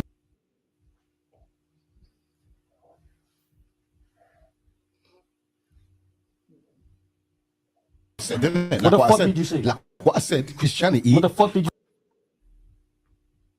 You dropped it. What the fuck did you say? Bro, I just said, didn't it? Like what the fuck did you say? Like what I said, Christianity. What the fuck did you say? Christianity is the realest. That's what I've said, didn't it? Christianity is the realest. What he said? No, that's what I'm saying, bro. That's what I'm saying. Christianity is the realest. You get me? And stuff like that. So at the end of the day, whatever's been said has been said. You get what's been said? But I don't listen. Let me even tell you that I don't even remember the conversation. Did you see that? This about a confrontation over religion. I man said, yo, what the fuck did you say? What you say? And then man got defensive. I said Christianity is the best. These men are fighting for two religions that don't give a shit about you, man. We not black people become like a puppy dog. You know how a puppy dog will fight for a puppy dog you treat like shit, man. You give him the scraps. He sleeps outside. But let an intruder come in the house, they're gonna fight for the house like it's his house. You got one black man fighting for Christianity. You got another black man fighting for Islam. You said, play it one more time, man. Confrontational about a religion for the Arabs. And the next man's confrontational about a religion for the white man. None of these empower you, man. Is that none of these helping anyway? Go on. What the fuck did you say? Bro, I just said, didn't it? Like what the fuck did you say? Like what I said, Christianity. What the fuck did you say? Christianity is the realest. That's what I've said, didn't it? Christianity is the realest. What he said? No, that's what I'm saying, bro. That's what I'm saying. Christianity is the realest. You get me? And stuff like that. So at the end of the day. So Spray was like, yo, what the fuck did you say? Sticking it on him. And this man, you know when you put your chin up down the bar, you're like, listen, I said what the fuck I said. Like, you know, you put your foot down. Like I said, yeah. Look at all this energy, man. Black man against black man fighting over two fucking religions, man. They don't mean shit to us. They don't benefit us. Good old Christians rape black women, man. Good old Christians had us cutting cane and picking cotton, man. Fuck Christianity, man. Then you got what? Another black man fighting for Islam. When we become Muslim, and we don't even push a broom in the off license, man. We don't push a broom in their chip shops, man. And we're fighting for a beef that they ain't even fighting, man. That's disgusting, man. It's lucky, Yud. Bigger next. Well, it is young Spray's just a bully, because the way how he's bullying Kidavelli bullied him most of the show. Like, he didn't have the same energy for Tommy Robinson, man. That actually, this is Muslims. Tommy Robinson tells him about grooming gangs, and he ain't got the same energy. So I feel like Young Spray is very selective with how he deals with people. Like, some people who are bully, and there's some people that goes in the show. What's his name, man? That went in the show. Oh, what's his name, man? What's his name? Little something. What's his name again? He went on the show, and Spray was on his best behavior because he knows that my man don't play around like that. So Spray was on his best behavior, man. Like, while it is Spray knows while it is a bully, he knows who he can bully and who he can't. So he's bullying him, all because what he said. Christianity is the realest. If that's what my man believes, England's a country where you're allowed to believe whatever you want. You can't force them. You can't force a man to believe what you believe. It's like us. We don't force nobody to believe what we believe. Listen, man, there's people out there that believe in Christianity, and that's fine. I'm not going to stop here. There's people out there that believe they can eat pork and do whatever they want. I'm not going to stop here. Whatever you feels good, do whatever you want. It's your prerogative. One day we'll find out who was right and who was wrong. That's right. I ain't going to fight you and force you to believe what I believe. Whereas Spray's trying to force. Imagine this. Kidavelli started off Christian, converted to Islam, went back to Christianity again, and now Chronix and them are mad at him, man. Like, I don't get why they're mad at him. If that's what he wants to do, that's his life, man. But Spray's on there like, what the F did you say? Acting like that, you didn't act like that with Tommy Robinson, man. Tommy Robinson mentioned grooming gangs and told them about, yo, they don't want them in the UK and blah, blah, blah, blah, blah. And you sat there and you done nothing. Listen, it was so bad that young Spray actually sided with Tommy Robinson over respect, man. Like, imagine you brought a black man on the show to side with a white man on the show. Listen, young Spray couldn't ever tell me about Islam or nothing, because he don't even believe in it as much as he tries to make out that he does. So lucky you. Absolutely, man. Well, like 15 minutes left. Let's run through this quickly, man. So lucky. Get me Judge Rinda, then we get to our topic as well. Talk about, do you know Judge Rinda was Jewish? Nah, you know. Same like today. Yeah. Oh, fucking hell, Judge Rinda's Jewish. I said shit. I just thought he was a regular white man. Apparently, Judge Rinda's not only is the show fake, but he's Jewish, man. So lucky. I just thought it was like Jeremy. Not only is a sexual deviant and a funny man. Talk about. It just brings a homosexual lie. You know, I've never looked into him, you know, is he? I swear he is, man. Sounds like one. To be feminine. Right, so like, I take it like back. Let me not judge him, but he's hella fruity, man. So lucky. Yeah. Let me not judge him. I swear it's homosexual, man. Judge me homosexual. I thought it was, so lucky. My bad.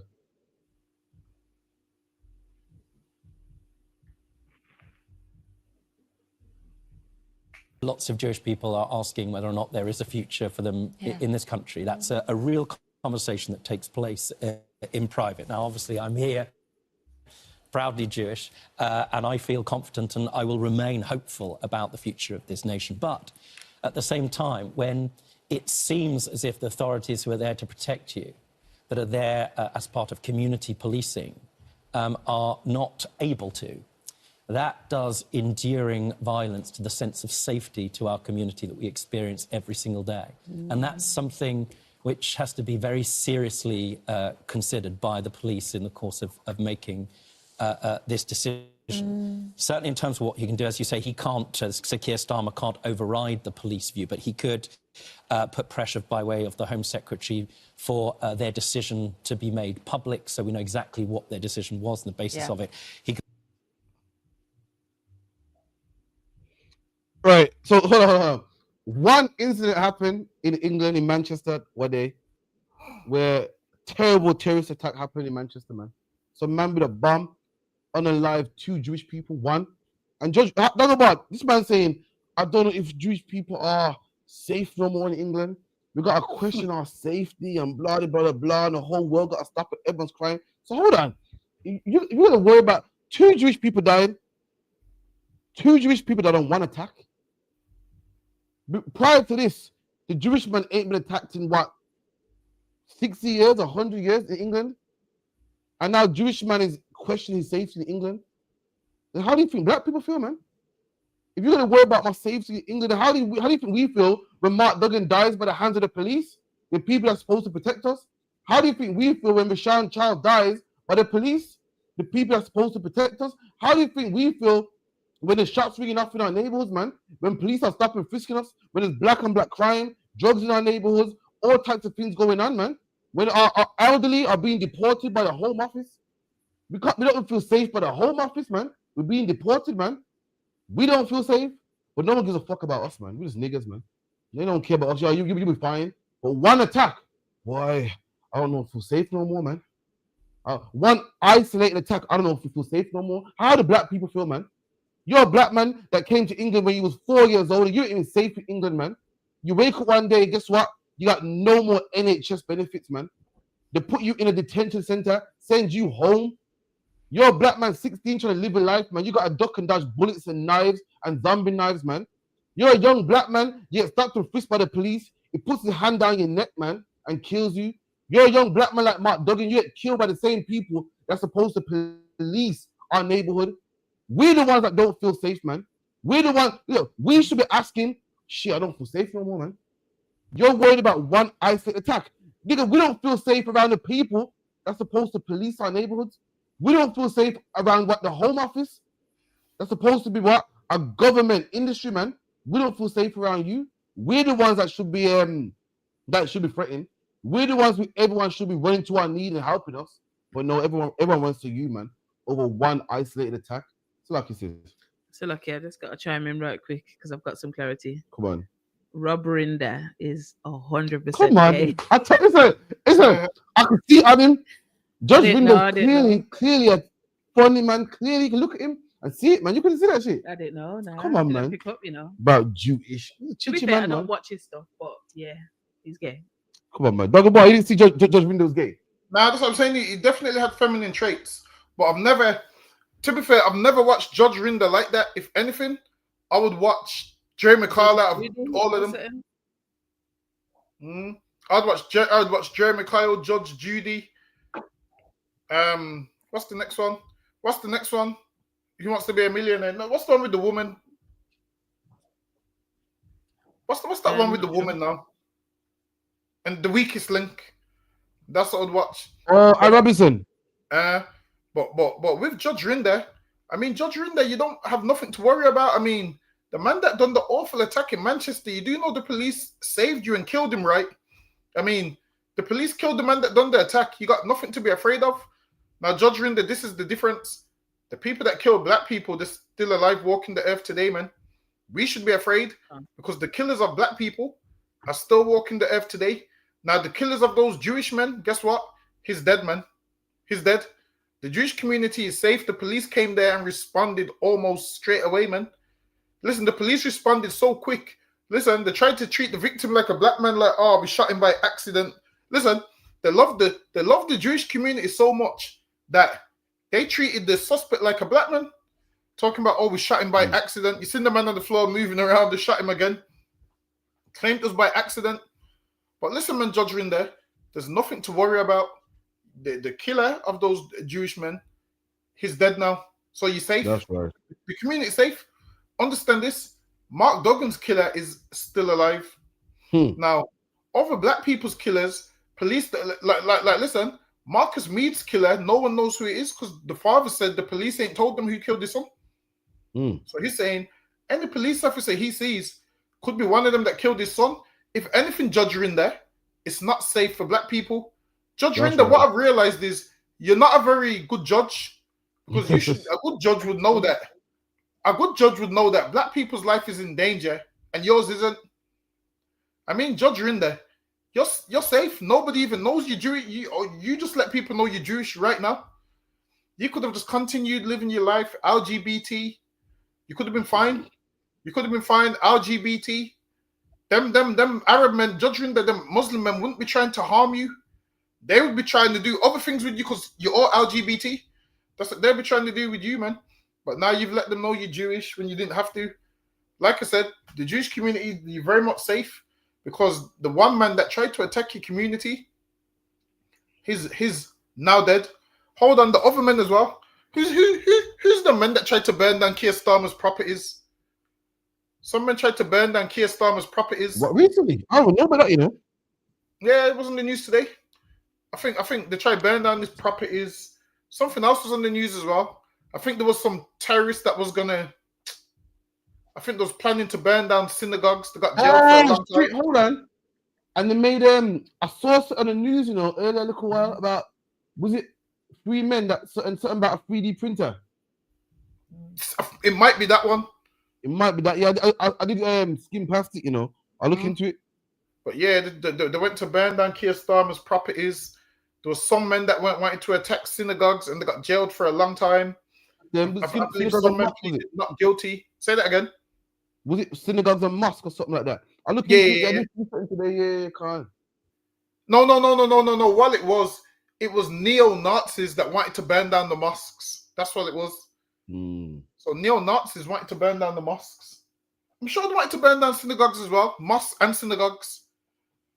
So now, imagine this: all the sleepless nights that black people got when white people's throwing Molotovs through our doors and setting house fires and killing children and killing people and burning down the house and waiting outside the house so you can't escape, so much that you would rather die in that fire because if you go outside, they're going to kill you anyway. When we was going through that, Judge Rinder, you didn't make a video. Not at all. You made no video. Now, what's happening in your now the chickens is coming home to roost. That's right. Now you want to make a video. Understand this. This is how it often works.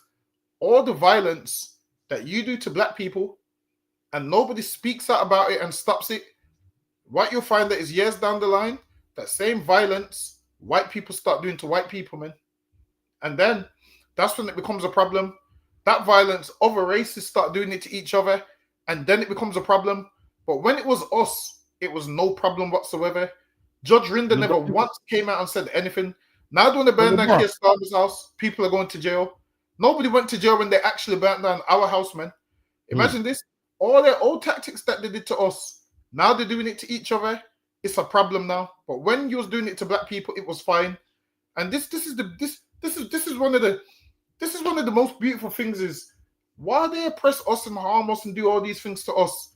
Eventually, it moves away from us and it goes on to them, man.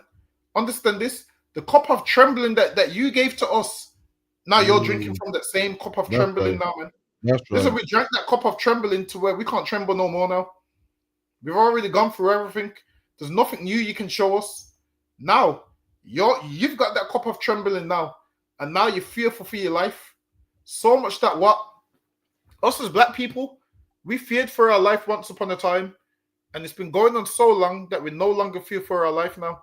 I see all these videos of how dangerous Birmingham is, and in my mind, Birmingham's safe. I walk around Birmingham freely, man.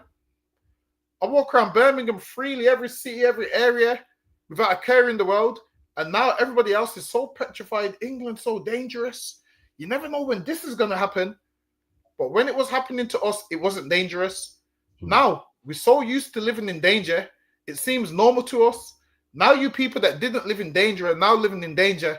Now you're finally seeing what we were seeing about 100 years ago, man. Now you're finally seeing what we were seeing. You're seeing it 100 years later. And you're saying to us, yo, it's dangerous, and we don't understand because we're just used to danger now. But it's lucky you. If you could talk about this, Isaiah 51:22, you break it down for them. It says, "Thus says the Lord, the Lord, thy Lord Slakia, and thy God that pleadeth the cause of his people. Behold, I have taken out of thine hand the cup of trembling." Now the cup of trembling was in our hand, meaning we had it, man. When something's in your hand, you had it. We had that cup. Every horrible thing's been in that cup, man. We've had that cup of slavery, oppression, murder, everything. We've had that cup. Listen, man, we've had that cup for so long, and everything in that cup is just bad and horrible. It's lucky. Go ahead. Come. Behold, I have taken out of thine hand the cup of trembling, Listen, even the dregs. Listen, that cup is out of our hand now. Now that cup is going into somebody else's hand. Listen, you know when people say I've been dealt a bad hand, we was dealt a bad hand, man. Now someone else has been. Listen, dealt a bad hand is like when you're playing cards and you get a bad batch of cards. You get a bad batch of cards. You get all the cards like which you can't really do much with. Listen, you get the queen in the pack of cards. You can't do nothing with the queen when you're playing blackjack, man. Listen, you get a bad batch of. You got two queens. You got a bad batch of cards, man. Listen, we had that cup. We had that cup of trembling with everything horrible to give in there. So lucky, go ahead. Khan, even the dregs of the cup of my fury. Even the dregs of the cup of his fury. The dregs is like what you will have at the bottom of a drink, man. It's like right at the bottom, like the mouth water, man. We had all of that. We had the Lord's anger, everything. Imagine we had the cup of the Lord's anger. Every horrible thing that could happen to us, we got it in that cup, man. Listen, we know too well about what's in that cup. The thing is, you white people are panicking because you don't know what's in that cup. And now we're passing that cup to you. And you can't understand why life's so hard. It's lucky, go ahead.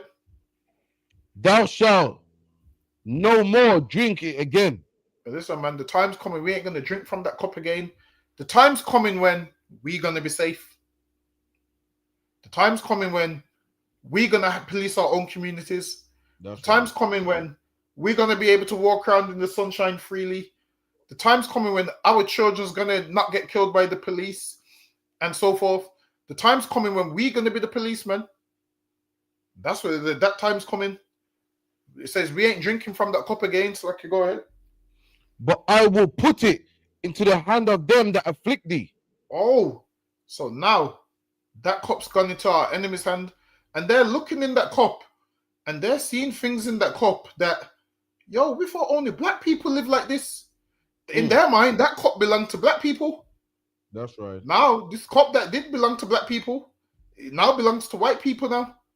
Now it's your time to have the cup that we once had. And when we had the cup, you never once said, all right, I'll make it easier for you. I see what you're going through. We're going to find a way to reduce what's in the cup. You never said that. Now we've passed the cup to you.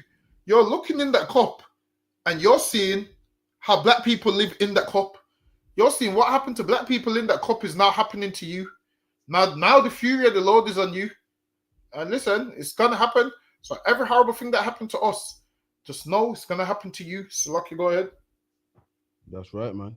And that the end of that. But what he's saying is correct. And like imagine what happened to black people in England goes back before Mark Duggan, man. Our grandparents came here and was getting chased by teddy boys, man. Our grandparents came, must remember like, that job ID saw it's no longer, it's been filled now. And was lying to us. And no one said, yo, how do black people live is rough, man. Let's do something about it. Black people don't feel safe in these streets, man. Police was coming and raiding our houses, man. And stopping and frisking us and beating us up. And no one said, yo, England's an unsafe place for black people. Let's do something, man. No one gave a shit, man. And one isolated incident, the whole world got us stuck, man. So like, let me get the one about the last one. I won't spend no longer on this. About the football in Aston Villa. Either one, Porters. Yeah, that's the one we want. Anyone. Get number 2 actually. Much better. Culture Secretary Lisa Nandy will meet later to government ministers, including the Culture Secretary Lisa Nandy, will meet later to discuss the decision by West Midlands Police to ban Maccabi Tel Aviv fans from attending a match against Aston Villa in Birmingham next month. The West Midlands Crime Commissioner has called for an immediate review of the move, which police has said was taken on safety grounds. Sir Keir Starmer called it the wrong decision. Damn.